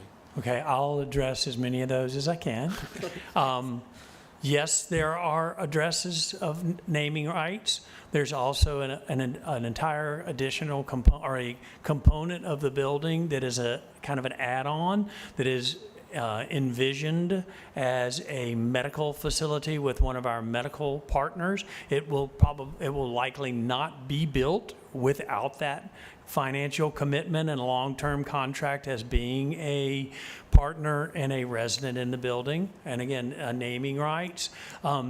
My past experience in working in this is that the Escambia County School District is not allowed to use their dollars unless they are building a facility on school board property. Now, we have had the conversation that that's their policy. We all know policies can be changed. And how willingly they would participate, we don't know the answer to that. Now, a cost overrun, I don't know. I've never built a jail or any building like this. I don't know how the county looks at, you get change orders and overruns. That's the finance people that I'll let Stefan figure that out. But, honestly, our goal is to bring this in at a number well under the 61 million to even start. And the numbers that I'm seeing around the country support that we can do that. So, hoping that we never get close to that $61 million cap. Now, I'll let Michael answer a few of the other questions. Just the partnership with the school board, they rent our facilities periodically. The Equestrian Center for Cross Country meets. Brosnan Park, they run district soccer tournaments at times. So there is agreements in place and working relationships in place that there could potentially be revenue stream for this facility depending on what they opt to bring to the table in their sports or event and activity world in the Escambia County School District. Again, the land, we haven't got to that as far as the land behind the school. It's already a road back there that would have to be extended, but they would give us access to that property to be able to make that happen that they currently own. Mr. Chairman. Hold on, Ronnie. Yeah, oh, sorry. Mr. Reeves had a question. Yes, sir. Let me not get ahead, but the proposal that Mr. Hall is going to bring forth, does it have any income from naming facilities or medical facilities as part of the construction costs? Again, I would say no. Those are abilities for us to expand opportunities to help maintain this cost. This is what we think we can build the building for. Anything that we can go out and find new money. But all I'm saying is, probably ought to ask Mr. Hall, but is your provision to construct this building only from our funds?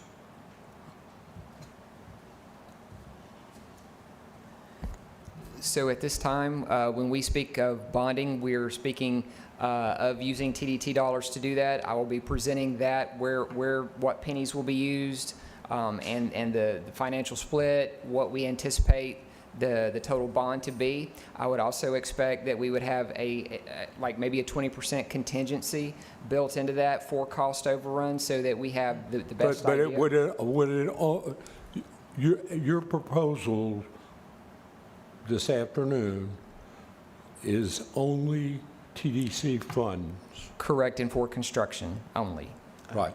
So why don't we let him tell us what he proposes, And also additionally so we won't keep dancing.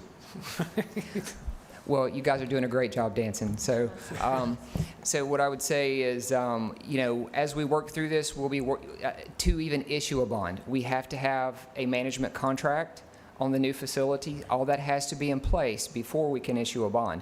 So all those things will be worked out. I would believe that my board would approve a fee schedule for different types of events and activities. As part of that management contract, again, to our partners here, whether it's Mike or other Mike, doing that, whoever's going to be managing the facility. So we will work through that to generate additional revenues and things to offset any operational deficit that there may be. As we work through this, we will be potentially looking at maybe another funding source as well, if it fits into this. So again, maybe providing some additional capacity. But those are all things that we'll be working with bond counsel and our financial advisors when we really start getting into that point. Let me grab my stuff and I'll speak to, based on these estimations and what I see and which pennies will cover what. So I'll be right back. Thank you. While he's doing that, Ronnie, you have a question? Yeah, just a couple things. Real quick, long-term encumbrance of this board to do other members long-term like that. I mean, you're talking about 5-6 years potentially that we've spent somebody's budget, but that's neither here nor there, I guess. I do have a pretty serious question about hotel rooms, because we know that's really why we're here, right? Is to discuss hotel rooms. And oftentimes you hear me say, are there heads in beds? We say it around here all the time. How many hotel rooms are within a 3-mile radius of this venue? Does anybody know? Could anybody? Well, there's a bunch of trail parks. Well, and that may be but listen, everybody stays at the beach anyway. We know that's the grand jewel. We get that, right? But how many rooms are in that area? Does anybody know right now? Shirley? I don't know, but I think like with the SEC tournament and also with the basketball tournament. Right, and stuff, most of them stay at the beach. There were a bunch of them out at the beach. Absolutely. So they were all over the place. So I was just wondering. Yeah. Yeah, and maybe this generates more rooms out there, right? Right. Maybe more hotels. We have it in the big study. Do you? It's in the big study. Okay. Adam's looking. Yes, sir. Thank you. Tish may know. Yeah. He said I have no idea. Yeah. I just wonder how many. Not within rooms are- 3 miles. I mean, I Yeah, don't 3 know. or 5 or half a mile or. Half a mile, none, unless you talk Airbnbs or something. We can, I bet we can use some of those 700 spaces for an RV park, Mr. Yeah. Reeves. Exactly. Your microphone's off. Damn it. Thank you. The other thing is, I mean, some of the pennies are for this type of facility, you know, notwithstanding hotel rooms or the location of hotel room. So, I mean, theoretically, you could build this building miles from It's any Century, right. hotel or RV resort. Sure. Stefan, ready? It's printed about that high, that big, I can't see it. But That's And fine. to what I just heard you say, Yes. the NAIA 16 teams that are coming in December are all staying, 20 miles away. And Right. many of the SEC teams and Sun Belt Conference teams, they don't care. They don't care about driving 20 miles if you build the right venue. They will drive. They go to Atlanta, they drive 45 minutes all day to play baseball from one side of Atlanta, right, Tish? One side of Atlanta to the other to go one morning, and they really don't care. It's about the quality of the building and the place you're coming. And we know that's one of the great things about the studies is consistently said people want to come to Pensacola. Yeah, I see all the team buses at Pensacola Beach when it's there. Stefan?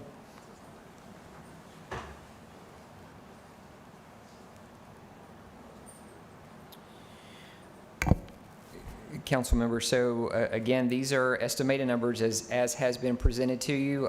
So we know there's a range on the sports facility. You'll hear Mr. Capps here shortly.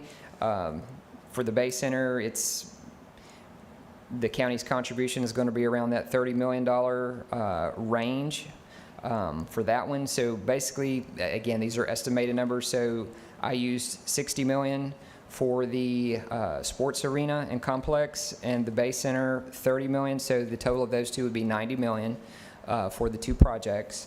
The estimated annual debt service for that would be around $6 million. Now, what I would tell the council, depending on what the interest rates are, borrowing costs, bonding costs, and things like that, will also determine what our capacity would be for that $6 million. What I've seen from, let's see, from October of 2023 to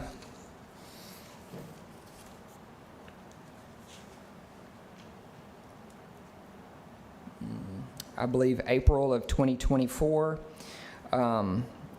if we bonded $100 million, again, that maximum annual debt service would be around $6 million. It was more expensive to borrow several months ago than it is now. I believe I just heard the Fed has reduced 25 more basis points, so the cost to borrow continues to go down, which means we can borrow more if it's necessary.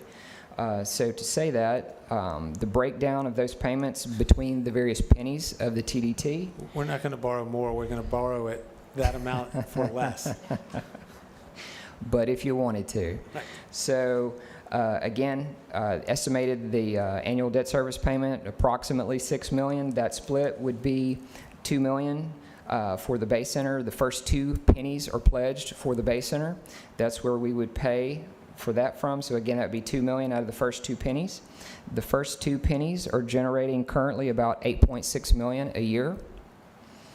The sports arena and facility, that split would be $4 million coming out of that, which would be out of the 5th cent TDT. Currently, the 5th cent TDT is generating about $4.3 million. And that would be statutorily compliant with what each penny requires. So, but that's how we would pay for it, out of those recurring dollars. What's the number of years and what is the interest rate you used to get the $6 million?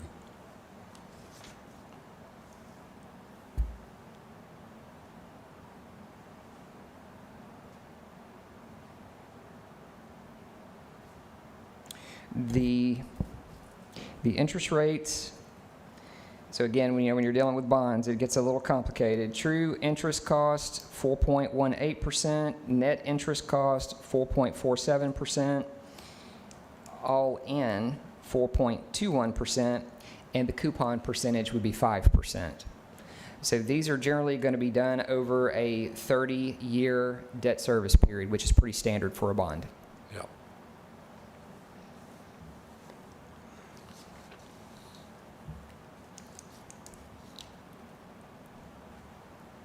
You ready for a motion? Or you like to build up emotion before you have a motion? Mr. Chairman, Yes, sir. before this motion goes forward, that's what I said earlier. Can't we separate the two to talk about them? I'm very interested in reading that study. Of course, I understand the will of this board, but I'm very interested in reading the study before I commit to anything. I believe both of them, and I know both of them to do good work, but without the due diligence of reading it, I think I'd feel kind of odd.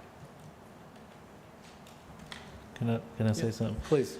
I would like Ray and Michael to meet with the hotel group. I had a lot of calls. I'm still getting texts today because the major thing people are saying is, hold on, if they build this thing and it loses money, is that less money that's going to market Pensacola, and how is that going to affect our hotel? So I think it's important, one, to get the study, the full study that shows if there is a loss, how much is a loss, and then how is that loss getting covered. I know it's great for the community and all that, but at the end of the day, the folks that are actual tax collectors, if it's going to hurt our business, how much sense does that make? And I think this board, our duty is to make sure that we focus on the proper use of these bed tax dollars, not just, hey, is it good for the community, but hey, is it going to continue to grow this bed tax dollar? I know right now Stefan said that it's the 5th cent is 4.3 million, but if we're taking a loss every year, and I don't even know what the number is, but I mean, I know at one time the Bay Center was eating 1.9 million a year from us. I know that number's shrunk now, but that to me is scary. If a big number is being used to cover a loss, now we potentially, that 5th cent may not be 4.3 now. It may be a lot less if we're not using that money to market our area. Yes, we have a nice facility, but how is that going to affect us moving forward? And I think I have to see that. I have to see what kind of numbers are on that full study that show the loss, and then being able to understand from Stefan or whoever, how's that loss getting fulfilled? I think we've got to hear from the other Mike, because really, we've only heard from 60 million. We got another 30 to go. Another 50% more. I agree. Mr. Capps, welcome. Thank you very much, council members. Michael Capps, General Manager of the Pensacola Bay Center with ASM Global. I want to thank the board here, the council here, for the $10 million that you did commit. Those projects are underway. We're working on those for this year as well as for next year. By the next hockey season, we will have it will look almost like a brand new building with new lights, new sound, a new athletic training room for the team. The parking lots will be repaved. The old fence going around the 9th Avenue lot will be down and replaced with a new aesthetic fence. So there's a lot of things that are going into it. Some new concession rebranding. We're doing some of those things that aren't in this big plan, and that's what I talked to you about when we asked for the $10 million. That was step one. Now we're going to step two. And as Mr. Reeve asked, why didn't I ask for more? I would always love to ask for more, but I asked for what I thought I could get. And I say the county, and what could be realizable with being able to sustain it through an operation plan and any debt service, so forth. You ask our great friend Greg Harris, who's in the audience. I want to thank him for his support. He'd love a brand new hockey building as well. and a second ice sheet, and probably a few more things.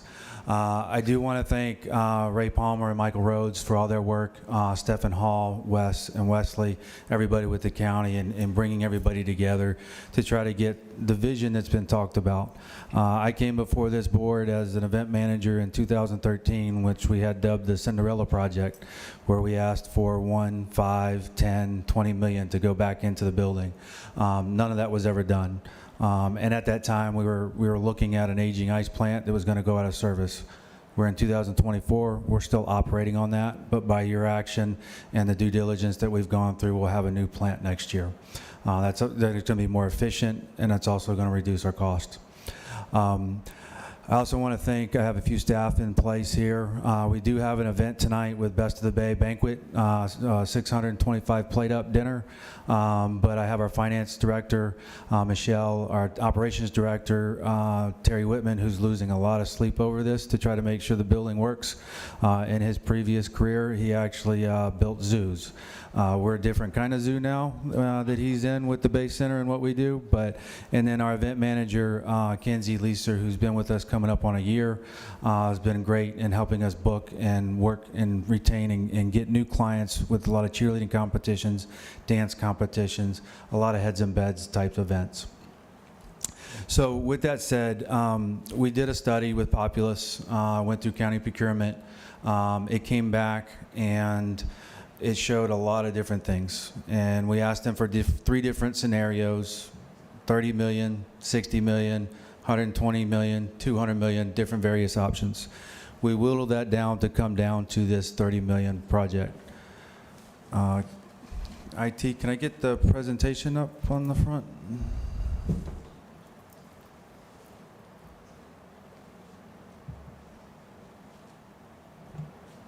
Mr. Chairman, real quick while he's bringing it up. Ray, if and when this project goes through with the Bay Center, do you expect for Sunbelt to extend even further with us? Is there, yeah. Are you in talks with them now for it? Lots of years? Man, a few words, I'll.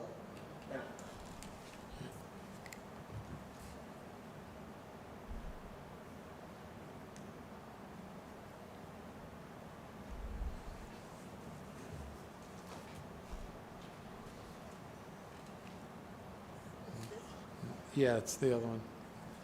My apologies. No, that's okay.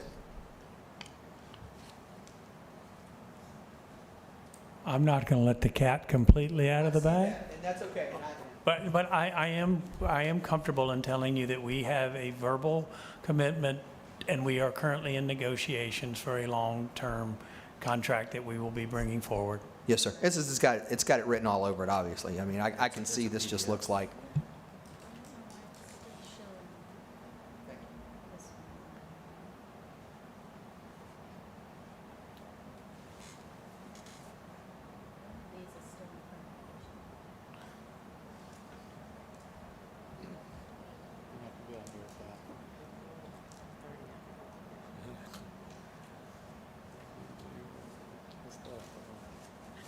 If we take action.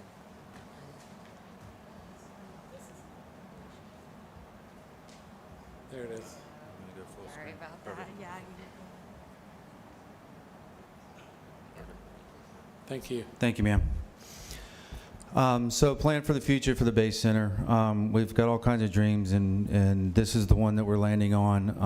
And I'll start with the renovation assumptions, how we can program.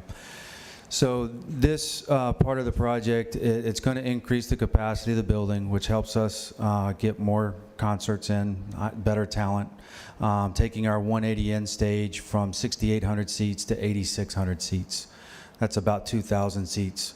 We're still short of what the Wharf is, but if you have an average ticket price of $100 now with a major concert, 2,000 tickets times $100, that's a big difference for an artist to choose to play Pensacola versus somewhere else. And as we get through some of the costs, you'll see on the right-hand side, the south side seating bowl and stage pocket at a cost of $389,000. That's what that takes to make that happen. So we're looking at very economical ways to increase the usage of the facility without having to go out and build a brand new one. We're also looking at the rigging capacity. That's a big difference maker for shows and why they choose to play certain arenas or not. We're limited at 125,000. Some of the major shows are at 135 to 150,000. Those costs are not factored into this because it is such a high cost, and we don't have a proven return. It's not going to guarantee shows come in. So we looked at increasing some of the food and beverage services, the premium services, the experiences for the existing events that we can do where we can maximize that revenue to cover the expense and reduce that operational piece of it. So the primary focus of this renovation is to focus on premium seating assumptions to where we can add different layers of an experience. You have some attendees that want to come in and buy the cheap seat, and you have some that they'll spend whatever they want to get whatever they want. So we currently don't have that option to give them. We only have one. So this will give us this multi-layers. So instead of someone deciding whether to spend $100 versus $10, now we can offer 25, 40, 60, different levels in between and different levels of experience. This will also increase our food and beverage points of sale. We look at every point of sale can amount to anywhere from $1,200, $1,300 to $2,300 per point of sale. What that is speed of service. We want people to come in and shop. We don't want to have them to come in and order. And you'll see some of those examples of what we show up in the presentation, where it goes away from the belly up concession stand where you come up, you order, they go back, get their food. Rather, you come in, pick up your item, you go scan it yourself, you pay for it yourself, you walk out. Again, speed of service. Talking about costs, we looked at what kind of budget would be possible, you'll see here a $43 million total expense. We were targeting 40. And that is $30 million with the county through the bonding process.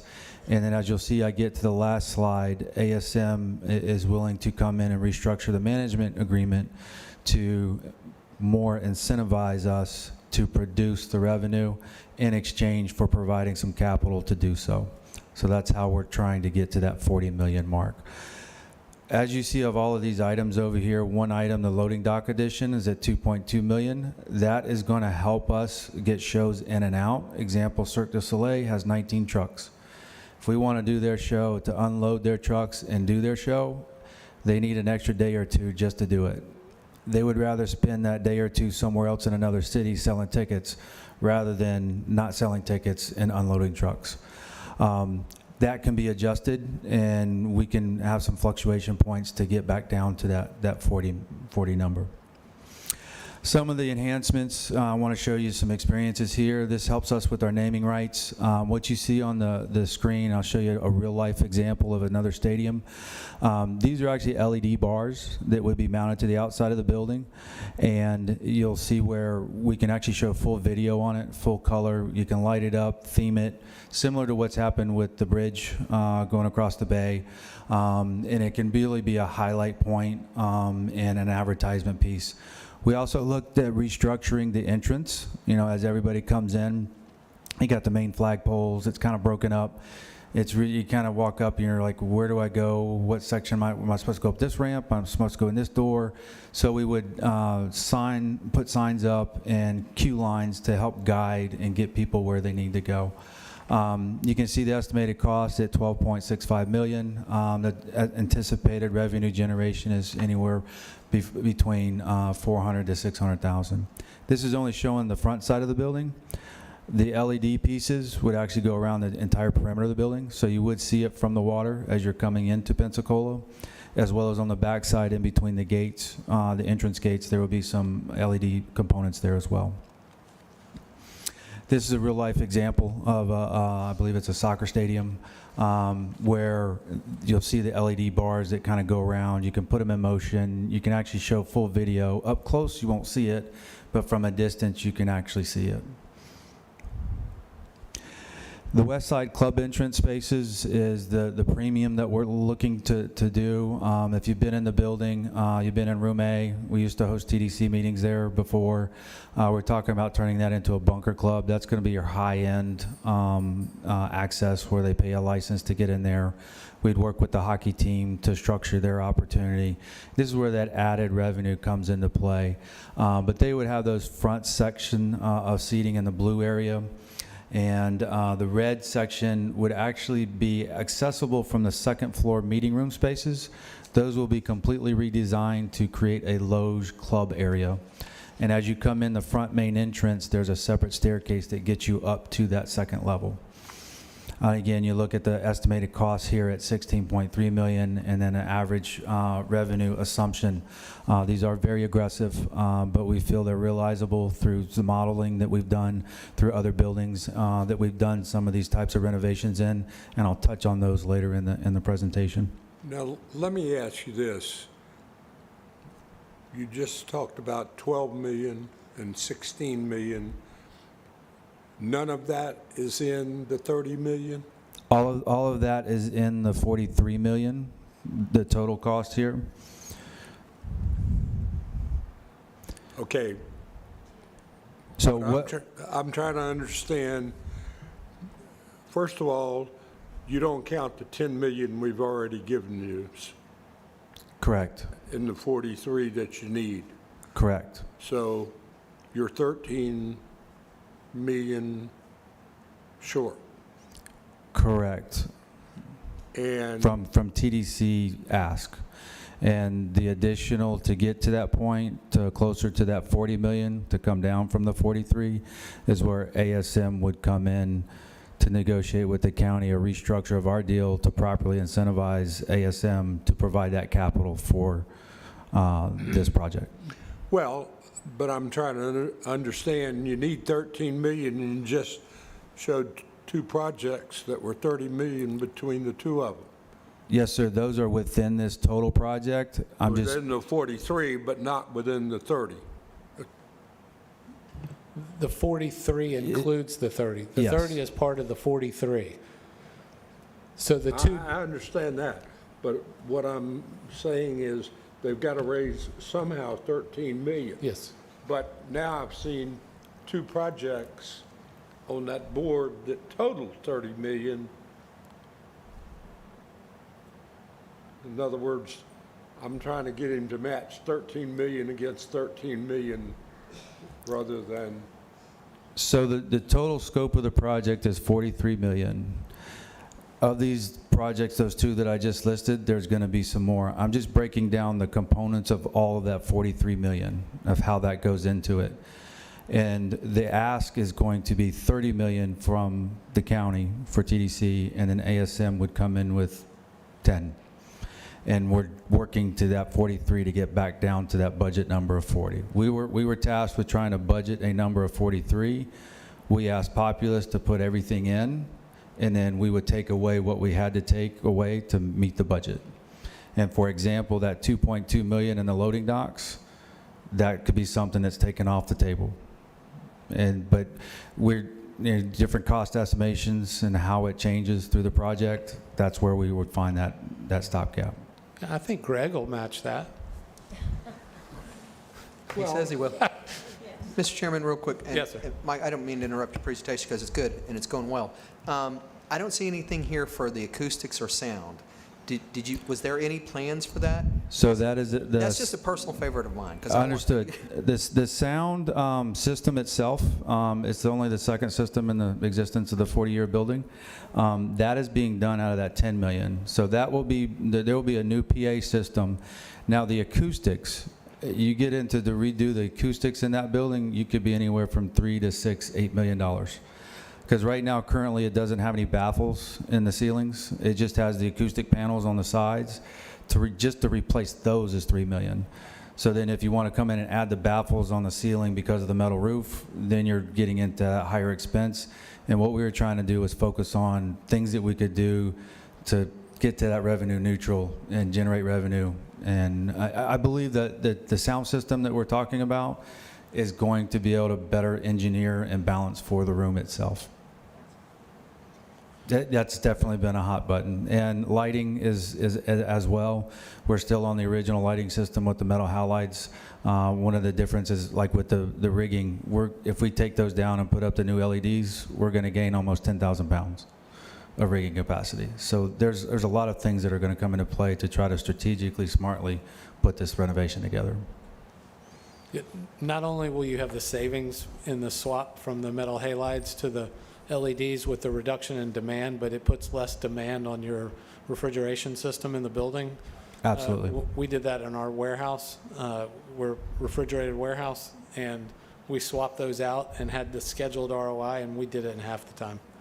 Yes, sir. So- And the energy savings are going from the LEDs and the number of fixtures and the lighting system that we're putting out to bid to come back, it actually covers the life cycle of the fixtures itself. Yeah. So we're not having to go out and buy parts, and if a light goes down, it's covered. They come in and replace it for the life expectancy of that light.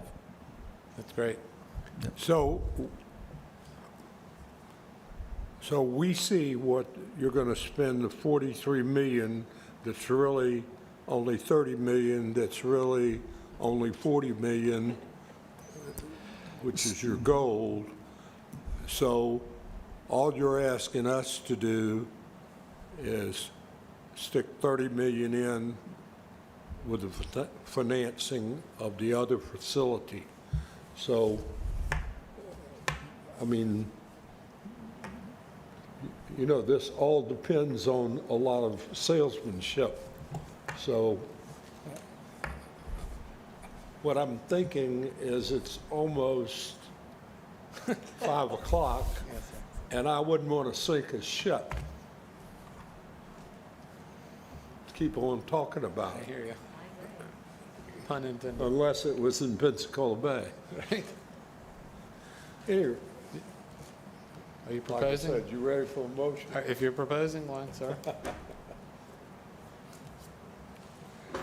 I really want to be cognizant of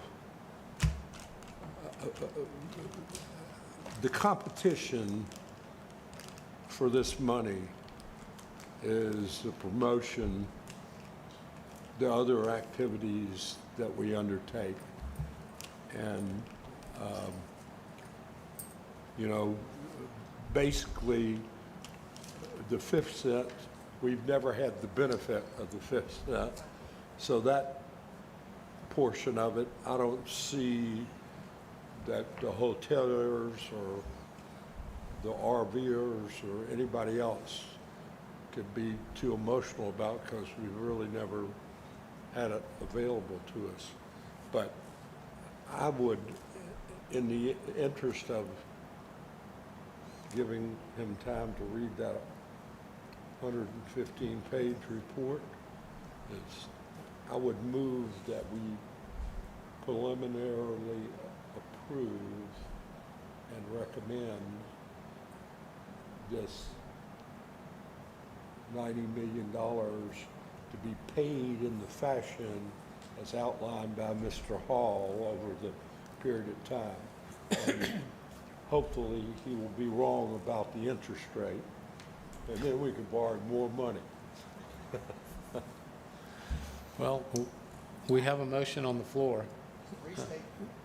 Sorry about that, Mr. Chairman. Could you restate the motion? Let's make The sure. motion is that we support the proposed $90 million in bonding, $60 million to go to the new facility, $30 million to go to the Bay Center, and to be repaid in the fashion as outlined by Mr. Hall, which is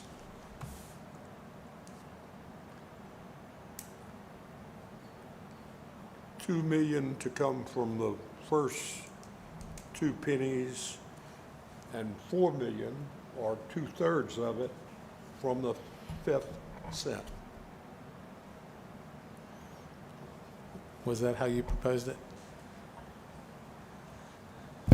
That is the proposal. Now, again, when we do the bond, it may be $1,979,000, or it may be $1.9 million. It may be 4,100,000. I mean, it could be, but ultimately, you know, that's wherever we end up is where it'll be, but should be very close to those numbers. That's the numbers he set forth. Yes, What sir. he's saying is Well, you Steph- gotta yeah, have Stephanie some knows. flexibility in the, Stephanie, Yes. let me ask a I question. do not control the bond market, so. And let me ask a question here. Well, before you do, we have a motion. Is there a second? I'll second it. All right, so we do have a motion and we have a second. Now discussion. Ronnie? And that's what the question was. And that, it was the same question I had early in the day was, why can't we separate these to talk about it? I mean, I guess I had, and I don't know that's been answered to me. And if you're telling me because we're trying to bond them together, is it somebody trying to say, okay, Any other comments, questions?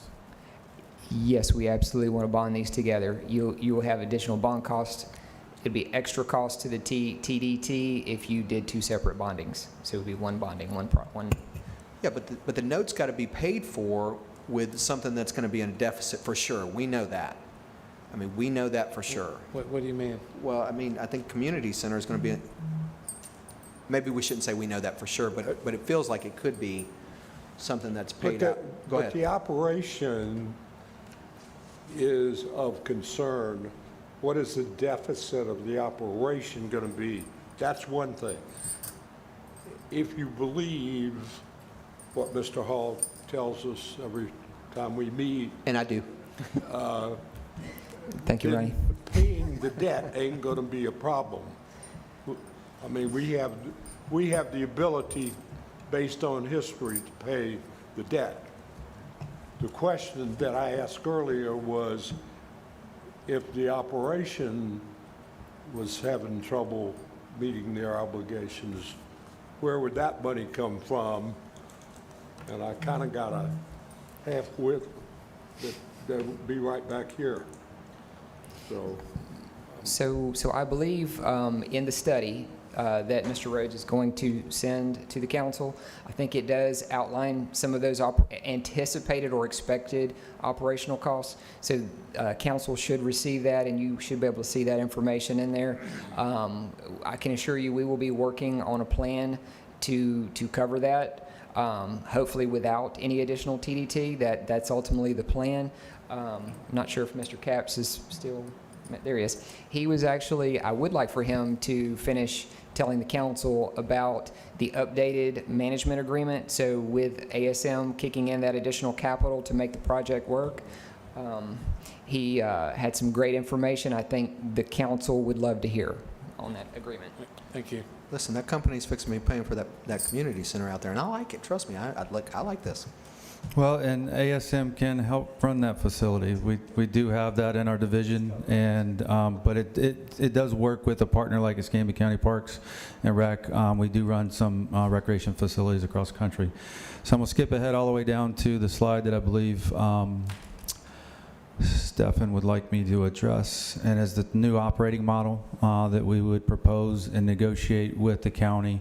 There's a lot of different variables and factors of how much capital does the county really want or need. We can adjust and fluctuate the contribution and then the terms of how it's repaid and so forth. So I do want to touch on announcement that was made this week where ASM Global was acquired by Legends. And this is some quick information that was in your backup. And at the end of the day, it basically is a very complementary service to ASM Global Venue Management Services. It's just going to make ASM Global better and bigger and be able to provide things with bringing scale. So for example, with all the purchasing of food products through all the companies, we can reduce those costs. Locally here, we get to feel that. Booking, services, new innovations, we're going to have access to all of that. ASM Global, though, locally here, each building, we're focusing on making sure our clients are first.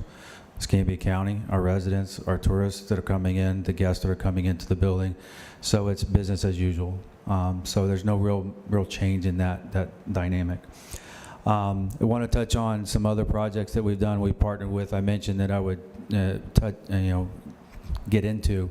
But ASM has been part of over $7 billion of development, 35 facilities in the last 10 years, partnering with a lot of the major partners in construction, architecture, service providers, and you name it. These are just some examples of those projects that we have done, that we have been involved in as far as actually managing the construction piece of it. So that's something that ASM can also do with this facility, renovations and so forth. Now the county facilities has a division that can handle that, and we're more than willing to help and contribute in however way we're asked. So this is a slide that we want to get to. And what you see here is an example of a pro forma of how it is currently running at a 1.3 million operating deficit, which is subsidized by the TDT dollars. And the new model, which is more of a P&L type of management agreement rather than a fixed fee and then incentive fee, which we're currently under that structure. You see where we're going from negative 1.3 to a positive. So again, that puts more of the incentive on ASM to program, to put the facilities together, to increase the premium options, to get the opportunity and realize what we're investing in with these renovations. So ultimately, ASM comes in to make a capital contribution to help the county's burden, turns the management contract more to a performance-based with revenue growth that ensures the county benefits from investment of the arena renovation, and that bottom line, you receive the relief from the subsidy. So that's why I think this slide is very important with how that conversation goes with the other facility. So maybe where there's some savings here, there's some help getting that facility off the ground, because it's going to take some time before it gets to revenue neutral. But I believe the teams that are here and the investment and the partners involved can make that happen. We're just trying, ASM is trying to provide another means to help the county and move this vision forward. Because if we do nothing, we will get left behind. And any questions for that? Does anybody have any questions for Michael? I do. Yes, sir. Michael, do you guys have any sort of study that shows spending this money how it will generate this revenue, and then also, do you have any sort of study that shows the number of people that attend Base Center events actually stay at hotels to see what the return is on TDT? We do not currently. The last study that we did on hotel occupancy was in 2019. That was in partnership with Visit Pensacola. We, again, because of costs, Visit actually covered that to help tell that story and find out that answer. The study for Populous did come back with some of that information, but then what we did with ASM, we went and looked at what happens actually in our other buildings in similar markets to see, okay, if we put a walk-and-go concession stand in, this is how much more revenue it's going to generate. If we put a bunker club in, this is the range of sponsorship dollars that you can get out of this type of market. You know, it's not New Orleans Superdome where you're going to get, you know, tens of millions of dollars in naming rights, but we can scale that, and that's what we did. We ran a complete pro forma. We walked through it with Stefan to show that. That's not part of the study. That was what, you know, ASM did internally. That was basically our proprietary modeling that we went through. But we'll be happy to discuss and share and have any kind of conversation you like with that. Thank you. Good eye. Oh, Go ahead. My question was from earlier. It was about the design. will you speak into your microphone, please? I can't hear you. Thank you. It was about the It's design. on, I just couldn't hear you. Oh, okay. It was about the design here. I don't see the interstate ramps coming out. Did you all have plans to tear that down, or? So what you're seeing in that picture is the front of the building. So the interstate ramp actually comes from behind, but the interstate ramps that go over top of the parking lot, those would still remain. We did look at some studies before. Some of the renovation plans and options that we got in Populous did take that ramp out, but that was getting into the $60, $120, $200 million range. Some of those plans also talked about removing the ramps and putting in an enclosed atrium where you had escalators that took you up, because everybody knows those ramps are not fun. Anybody that's been to a high school graduation, it's some of the best times of the year. To try to get those ramps out, the cost was just too far through the roof. Last question. Yes, ma'am. Mr. Chairman, Yes, sir. promise you, last question. What about parking? You got additional seats, you need additional parking. Have you guys thought through the process?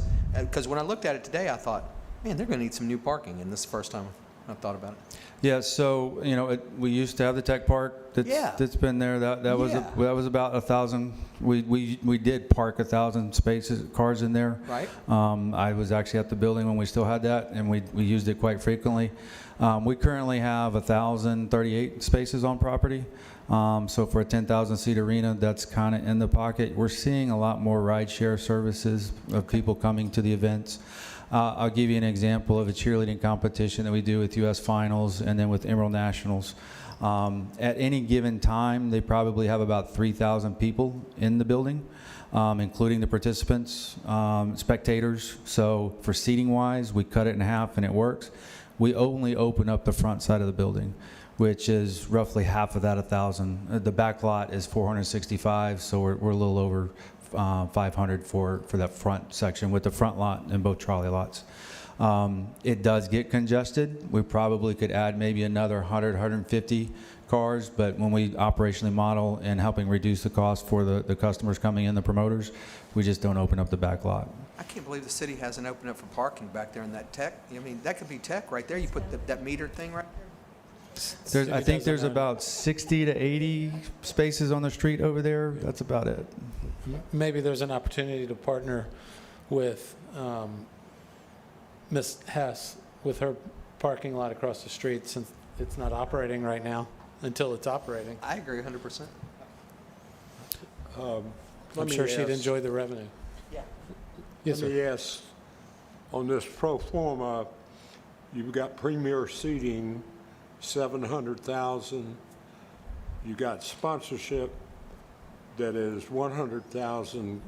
So you got really, you make up the whole deficit just on those two things. And then while I'm asking the question, I want you to tell me that those two numbers are going to repeat every year, $1.5 million, and that, tell me about the rent. I don't understand the -100 and the -200, so kind of tell me that and then go backwards to the 1.5 million. Okay. So rent, we basically, when we work with promoters, we rebate back to them and to try to get their business. What you're looking at is going from 245 events to 270 events. So that's where that difference is with the rent. So we extrapolated that out. Yeah, but I don't understand why it's a minus. Because we rebate so if we're going to charge a promoter a flat all-in fee for $30,000 and we put benchmarks in there, if they guarantee X amount of people that come into the building, we're going to make money on the food and beverage and the parking and the facility fees for the ticketing and all that stuff. So as we're growing that revenue gap, we give them a break in their rent and reduce it. So over the whole year through those events, it's just to incentivize them to get more people into the building.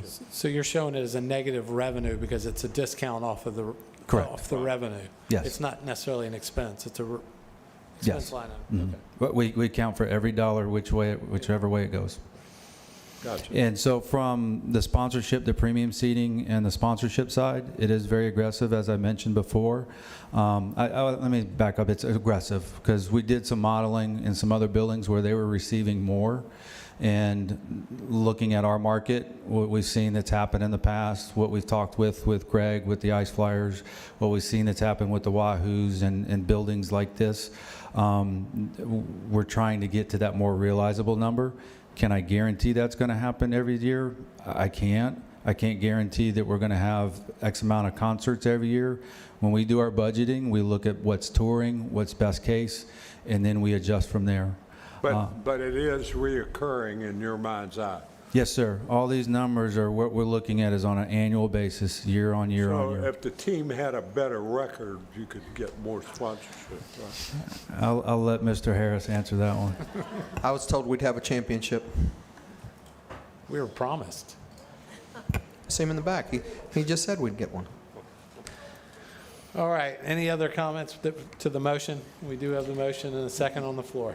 I would like to make a comment. I think Yes, sir. I prefer to get the full study, be able to look over that before we voted on anything, and then just be able to see the numbers on what's coming before we vote.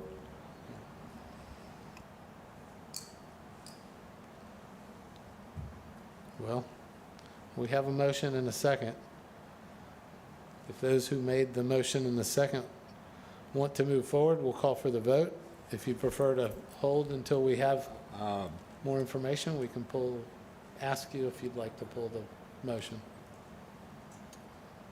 Rescind.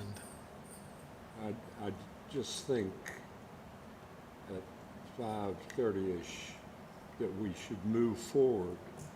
If moving forward means doing nothing, I'm okay with that as long as we're moving forward. Yes. You know, if we want to have a special meeting and consider things, I mean, I'm not being critical, but I wouldn't have put the ship in the bonds for $90 million. No. So, I mean, I would be interested in a substitute motion that says that we set a date for a special meeting and that we're going to take up both of these matters. If it takes all day, you know. Okay. We can do that. I mean, I'm okay with that. Okay. I'm not trying to deny anybody the right, I'm not trying to deny anybody the right to read the 152-page report. I just think that we shouldn't try to cram it into 2 hours. Agreed. So will you rescind your original motion? No, I ain't going to rescind it. I'll accept the substitute motion. Oh. Would anybody like to make a substitute motion? Sure, I'll make a substitute motion to meet again at a later time for a special meeting, just, but after seeing that study, Both for both matters. Hold on, I don't think there's a study. I don't think Michael Capps has a study, and he was pretty clear about that, and I think it's generated from- No. I'm talking about both matters on the agenda. Okay, I see what you're saying. Right. Okay. I should make sure, because I don't, All right. So we have a motion. Is there a substitute motion? Do you accept that substitute motion? It's not up to me. I'm not a parliamentarian, so I have to defer to you as a lawyer. All I'm saying is, you know, let's let him restate the motion. I'd like to make a substitute motion for us to have a separate special meeting to go over both of those, the ask for Pensacola Bay Center and the sports facility. And the sinking Mr. Chairman, vote. sorry, and I hate to interrupt again, but and I'm not trying to split hairs here, but when you make the motion is Michael Capps doesn't have a study. Am I correct? I think what you Right, but said they're was. presenting it together. It was, yeah, but I think there's only one study. It's one study, Right. but we're going to take both items up at the meeting. Right, and that's all I'm saying, but Tisha said, I mean, he wants both studies, and there's not but one. That's all. The study. Yeah, these, fair enough. Okay. That's your substitute motion. Yes. All right. So I don't know how Parliament works. Do we have a second? Do we need a second to this motion? Did somebody second the substitute motion? No. Is there a second to the substitute? I second the substitute. Okay, thank you. We have a second to the substitute. Any way to move forward. Is there any further discussion on the motion?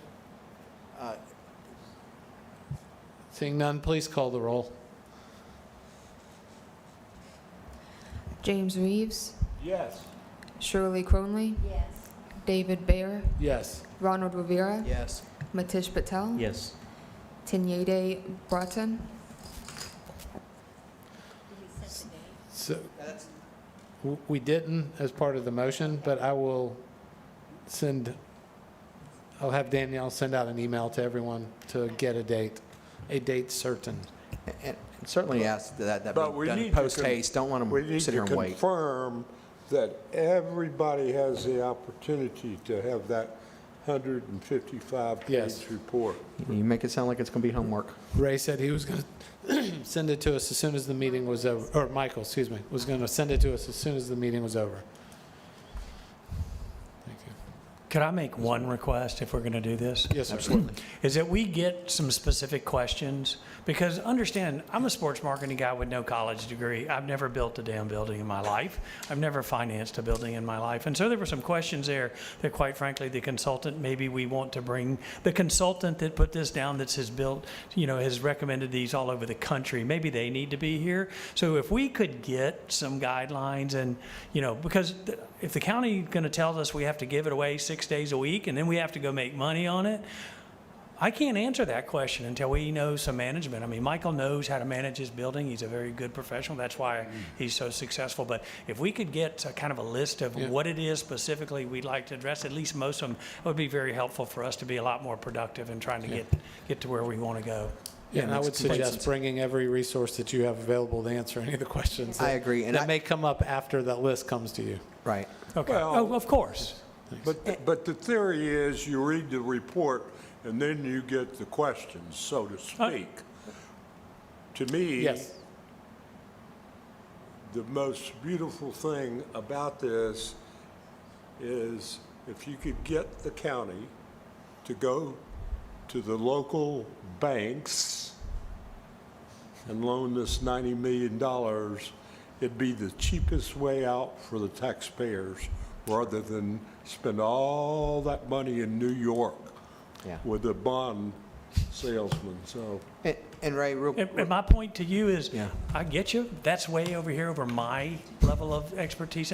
My job is to tell you we need this building and to tell you I can put business in it and then Michael look, can run it. So- You are, of all the people who've spoken tonight, you're the most emotional, enthusiastic Right. person that. And you answered all the questions. I don't know that there's a ton left. I mean, that's why I didn't say a whole bunch. I mean, I peppered you with questions, and you answered each one of them. So, I mean, you can bring the guy that's going to build the building, and maybe that makes everybody else feel more comfortable for sure.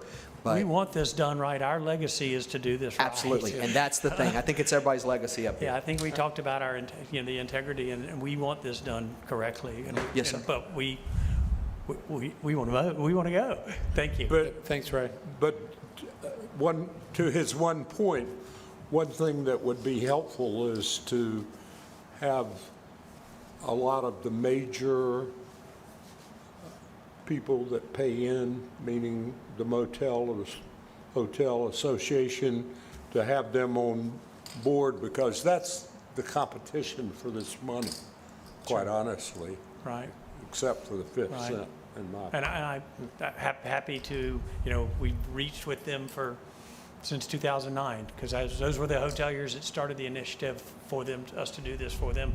Be happy to bring them and put them in whatever color shirt you want. All right, well, in light of time, we need to move on the agenda. Thank you for that great discussion. Obviously, we needed to take the time. It's a $90 million ask, so thank you, everyone. Next item on the agenda is Marine Resource Department request. No, Mr. we just- Turpin? we just Good said we afternoon, were gonna everybody. have a special meeting to consider this. No, it was just those Yeah. other two items. It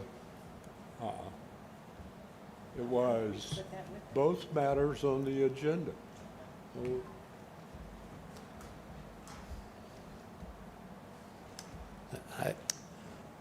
I don't know if that was. I understood the same thing as Jim. So you want to table the Marine Resource request as well? Yes. Okay. I was unclear about what we were voting on. I thought we were just talking about the two items that we've just been No, discussing. no, no. The we Bay were talking Center, about both of the items on the the, agenda. It's going to take a long time, too.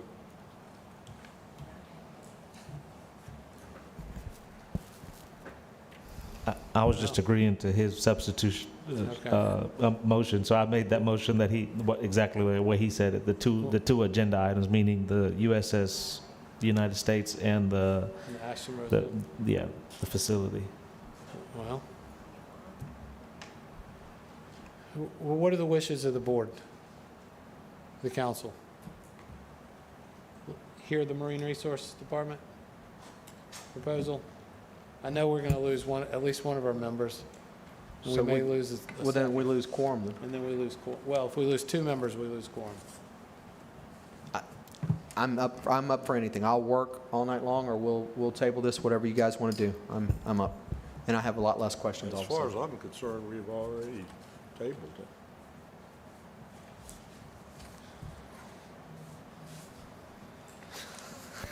I'm at a loss right now. Well, Robert, why don't you just give us an update? please? Okay, thank you, And Mr. we Chairman. do have a few people who are here in the audience who have signed up to speak to the item as well. And to their needs of their times, I would defer my presentation, allow you to hear from them, and if I need to come back at another time, I would concede to their schedules. Okay. Thank you, sir. Thank you for your generosity to do that. Eileen Beard?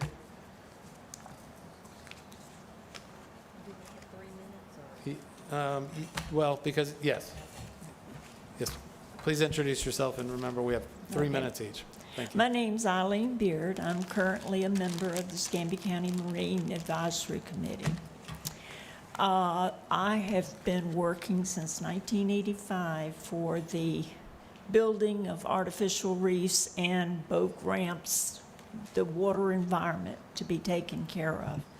We are a water community, and artificial reefs is a very, very important point for us, economically, ecology, everything. And I'm just hoping that y'all will support the SS United States. The first really big one we had, of course, is the Oriskany. The Oriskany was now in the top 10 dive sites in the world.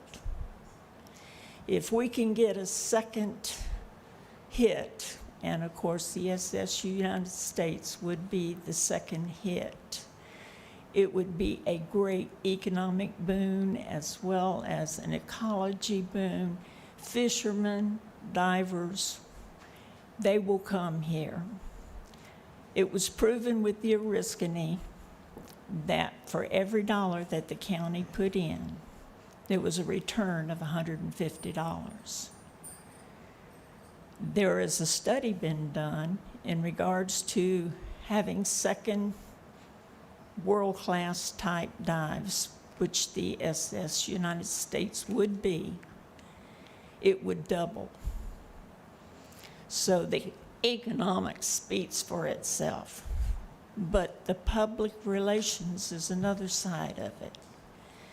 When the Oriskany went down, the next day, I got a call from David Shepard with CNN, and he says, Eileen, you won't believe this. I was so surprised. I was kind of, uh-oh, what's going on? But he says, Eileen, the sinking of the Oriskany was the #1 news story around the world. It blew off monarchs and governors and presidents, blew off the war, blew off all the sports events, everything. Bill Huth with the University of West Florida did a study in regards to the public relations. What happened with the Oriskany, with the worldwide radio, TV, newspapers, magazines, all types of publications. If the county had had to pay for that public relations one day, it would have cost the county $6.2 million. It really made Pensacola noticed. And to have a second hit would be phenomenal. And I'm hoping that y'all will support this. Our counties to the east of us, their tourist development councils have been very helpful to them. And we wish and hope that you will support us on this. Yes, ma'am. It's just be a great economic boom. Yes, ma'am. Well, thank Okay. you. Appreciate it. And thank you. And by the way, thank you for your personal investment into this project as well. You put your money where your mouth is, and thank you for that. Well, thank you. It does not go unnoticed. And by the way, you probably don't remember, but you certified me. About 40 years ago, you certified me, you and Jean. Thank you. All right, next speaker is Andrew Ross.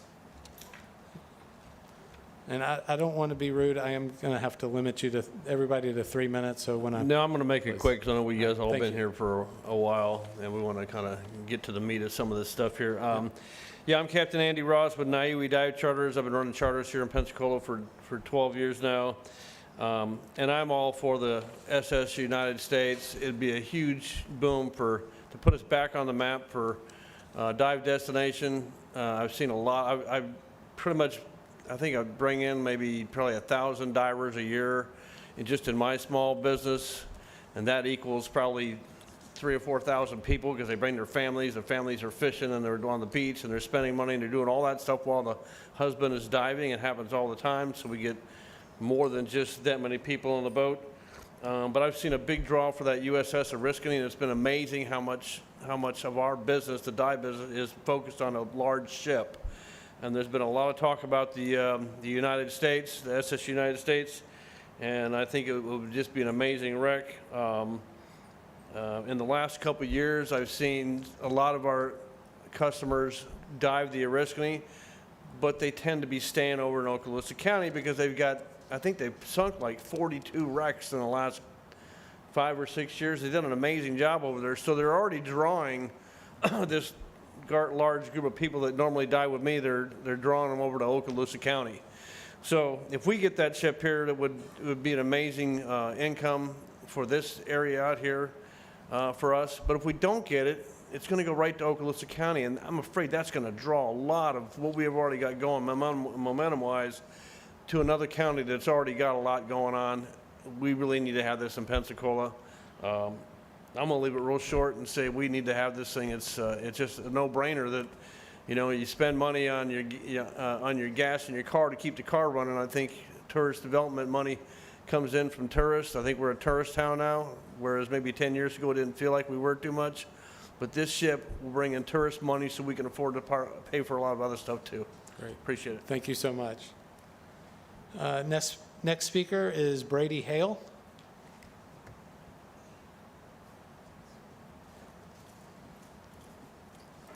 Welcome. Good afternoon, Council. Brady Hill, Ocean Strike Team founder. I'm going to limit my comments. I'll wait for the special meeting for the most of it. I just do want to encourage you to pay attention to the new economic study that's come out. Dr. Bill Huth, I believe he's going to speak on it here in a few minutes, talking about the new economic impact and a lot better numbers than we had before. And just from a marketing tourism perspective, we will never get better. There will never be a ship better in the entire world than this wreck right here.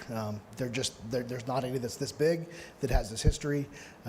It's ours to lose, and it's going to hurt if we don't get it. Thank you. Great. Thank you. Carrie Freeland? Or Jessica, you can fight it out. Who goes first? How we doing? Thank you, Mr. Chairman, and thank you, council members. My name's Kerry Freeland. I'm a 36-year president of Dive Pros, a 36-year Florida corporation. I'm also the chairman of the Escambia County Marine Advisory Committee. The committee as a whole is wholly behind the acquisition of the SS United States. I'm representing the diving community, and we are very excited about this project. Everybody I speak to in the fishing community is also very excited about this project. I've had conversations with Mr. Rinke, who thinks it's a great idea as long as the reef is accessible by most divers. I think this is a conversation that we've had, and that's the intent. The Innisfree folks see value in it. Mr. Burns of the SRIA sees value. Spoke with Representative Alex Andrade. He explicitly stated that we can say he is in support of the project, and he will be able to come up with some additional funding, close to $1 million, as of our last conversation. We've received endorsements from PADI, that's the Professional Association of Diving Instructors, the world's largest diver training agency. We've also received endorsements from NAUI, NAUI, National Association of Underwater Instructors, the second largest training agency. We're experiencing a lot of interest in the SS United States. News travels fast in my industry. I've done 3 interviews regarding the reefing of the SS United States, one of them in the Delaware Currents magazine. We're already getting press on this. When this opportunity presented itself, I was on my way to the Florida Keys with a group of divers. We traveled. There was about 22 of us, and you'll hear a little bit more about that. While I was doing some research on the financial gains of having these artificial reefs, I did find out specifically that they wanted to sink some wrecks in the Florida Keys to draw people off of the fragile coral reefs. One kick can kill 50, 100 years worth of growth. So they sunk the Spiegel Grove in Key Largo and the Vandenberg in Key West with the idea of taking some of the pressure off the natural reefs. They actually increased numbers in Key West. Key Largo has beautiful, very shallow reefs.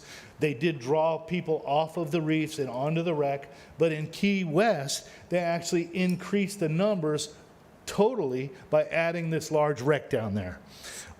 Since returning, we've set up a couple of fundraising apparatus. We've raised $2,600 in small personal donations. I am also holding checks for $13,300 for a total of about $16,000 in stakeholder involvement in this project. We're asking for the council's assistance to invest in our community's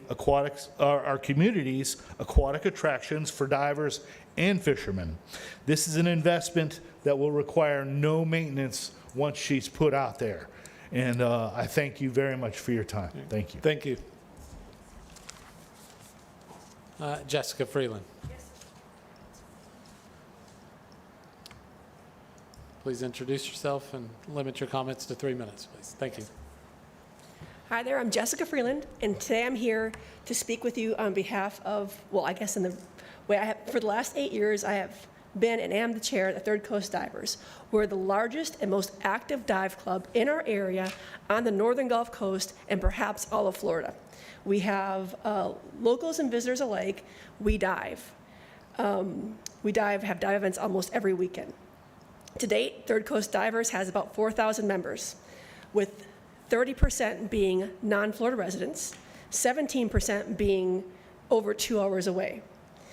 I know these divers because I plan the majority of the dives. I dive with them, I organize meetings with industry experts, plus I organize and lead out-of-town dive trips. The trip that Carrie was talking about was to the Keys. I organized that one. We go about every year.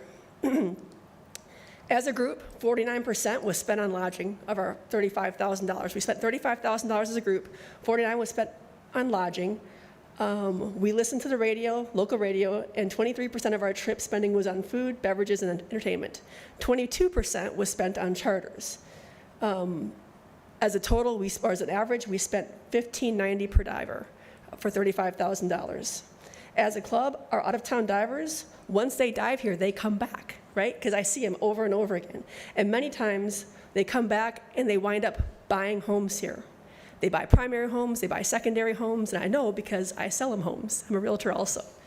As a whole, the diving tourists are better educated, have higher household incomes than most, and typically leave our environment a better place than when they came.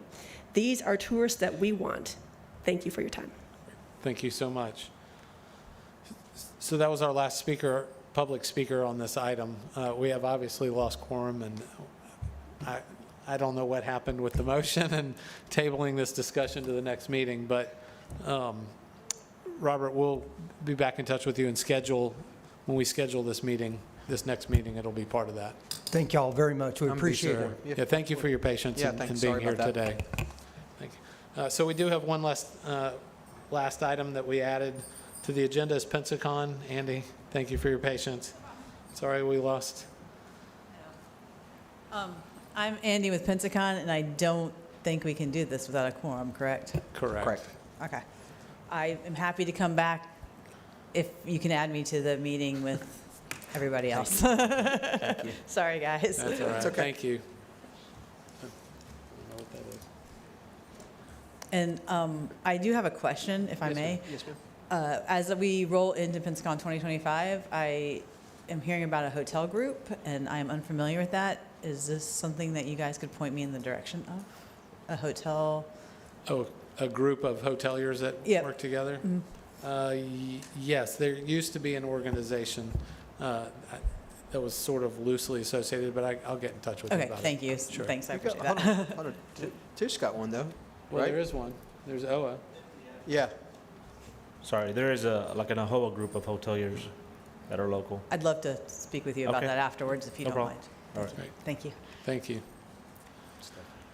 Come on down. So, last item on the agenda, update on the DMO designations. Correct. I wasn't going to let y'all leave Thank you. until we discuss that, just whatever you would like to know. But essentially, as far as those, the DMO designations are concerned, so our county legal department have drafted 3 resolutions for ACE, Pensacola Sports Association, and Visit Pensacola.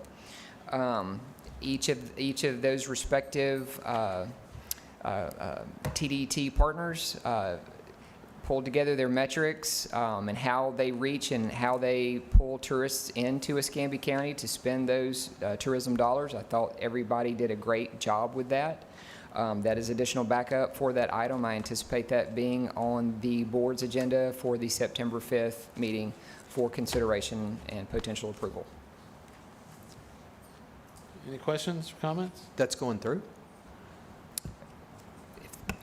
Well, we'll know after 9/5. So it's moving forward. But it's to the- moving forward. It's That's- moving forward that's to the- the meeting. That's the question. Okay. It's going to be on their agenda. Correct. And Stefan, maybe you can't answer this, but I'll ask it anyway. Do you know if, let's say, another organization comes and says, we also think we are a DMO, is there stipulations? Is there like a list of, hey, you have to do this, this, and this to consider yourself? There are particular things that have to happen. You have to advertise tourism, not just for your event. You're advertising for lots of different things, throughout the entire year, not just a 2-week period, not a month period, that sort of thing. So that's one of the big things. You are actively year-round advertising Escambia County in some form or fashion to be considered a tourist bureau. So for instance, the general tourism for the area, Visit Pensacola handles that. For arts, culture, and entertainment, so those are very event-specific. Various other organizations that they partner with, there's tourism and advertisement going on with that.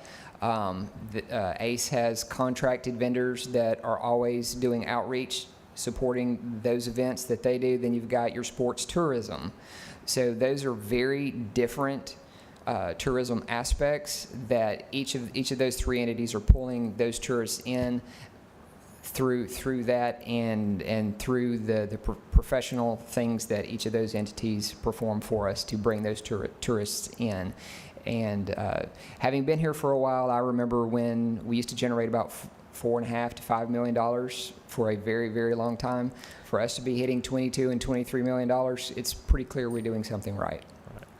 And do you know, is the clerk putting like that list together, or who's going to monitor or police that? Like if somebody else comes and says, we also want to designate ourselves as a DMO. So that will not happen without them coming here first, and it would require my board's blessing of it. So there are certain findings and determinations. So again, to the point that I said earlier, in the metrics and data points that each of those 3 organizations provided, they all do very different things. In that tourism, it's year-round. I'm not aware of anybody else doing that. Yeah, the designation of a destination marketing organization is the county's authority, but because of our policies and procedures, they will come to us, the TDC, first, and request that, and then we will either make a recommendation, thumbs up or thumbs down. But it'll ultimately then go to the county commission, and they can vote. Whether we voted thumbs down, they could still vote thumbs up if they believe, because that's their authority. Correct. And there is statutory reference, what Tourist Bureau actually does. So that is basically, that's one of our guides in these determinations. All right. Thank you. Yes, sir. All right, any closing remarks? Real quick, I'd like to thank county staff for always doing such a great job. It's certainly not their responsibility to get beat up here all the time, so they do a good job. Thank you, Steph. Thank you, guys. Thank you, Daniel. Tish? I know Ray's gone and Michael, and I just want to say I know those guys do a great job. I know they've done a lot of work behind this. I'm actually on Pensacola Sports Board, so I've seen all the work that Ray does behind this. I just want to make sure that we have all our ducks in a row, and I appreciate all the hard work they do, and I'm all for it. I just want to make sure that everybody in the community understands what this is going to require and what risk we're taking together. Yeah, thank you. Okay, just two things. When is the next meeting? What date is the next meeting? Well, our regularly scheduled meeting is the third Tuesday of October, but we're going to schedule a special meeting between now and then to have these conversations. Oh, okay. Well, I'll just, okay, well, I don't have a date. We don't have a date yet because all right. Well, I'll just. we just made the motion to schedule it. Well, I'll just say this right quick before everybody leaves. I wanted to announce, join us for a celebration of history at the Pensacola Lighthouse. I know the Pensacola Lighthouse is an attraction, and it's out near the military base. It's on Saturday, September 21st.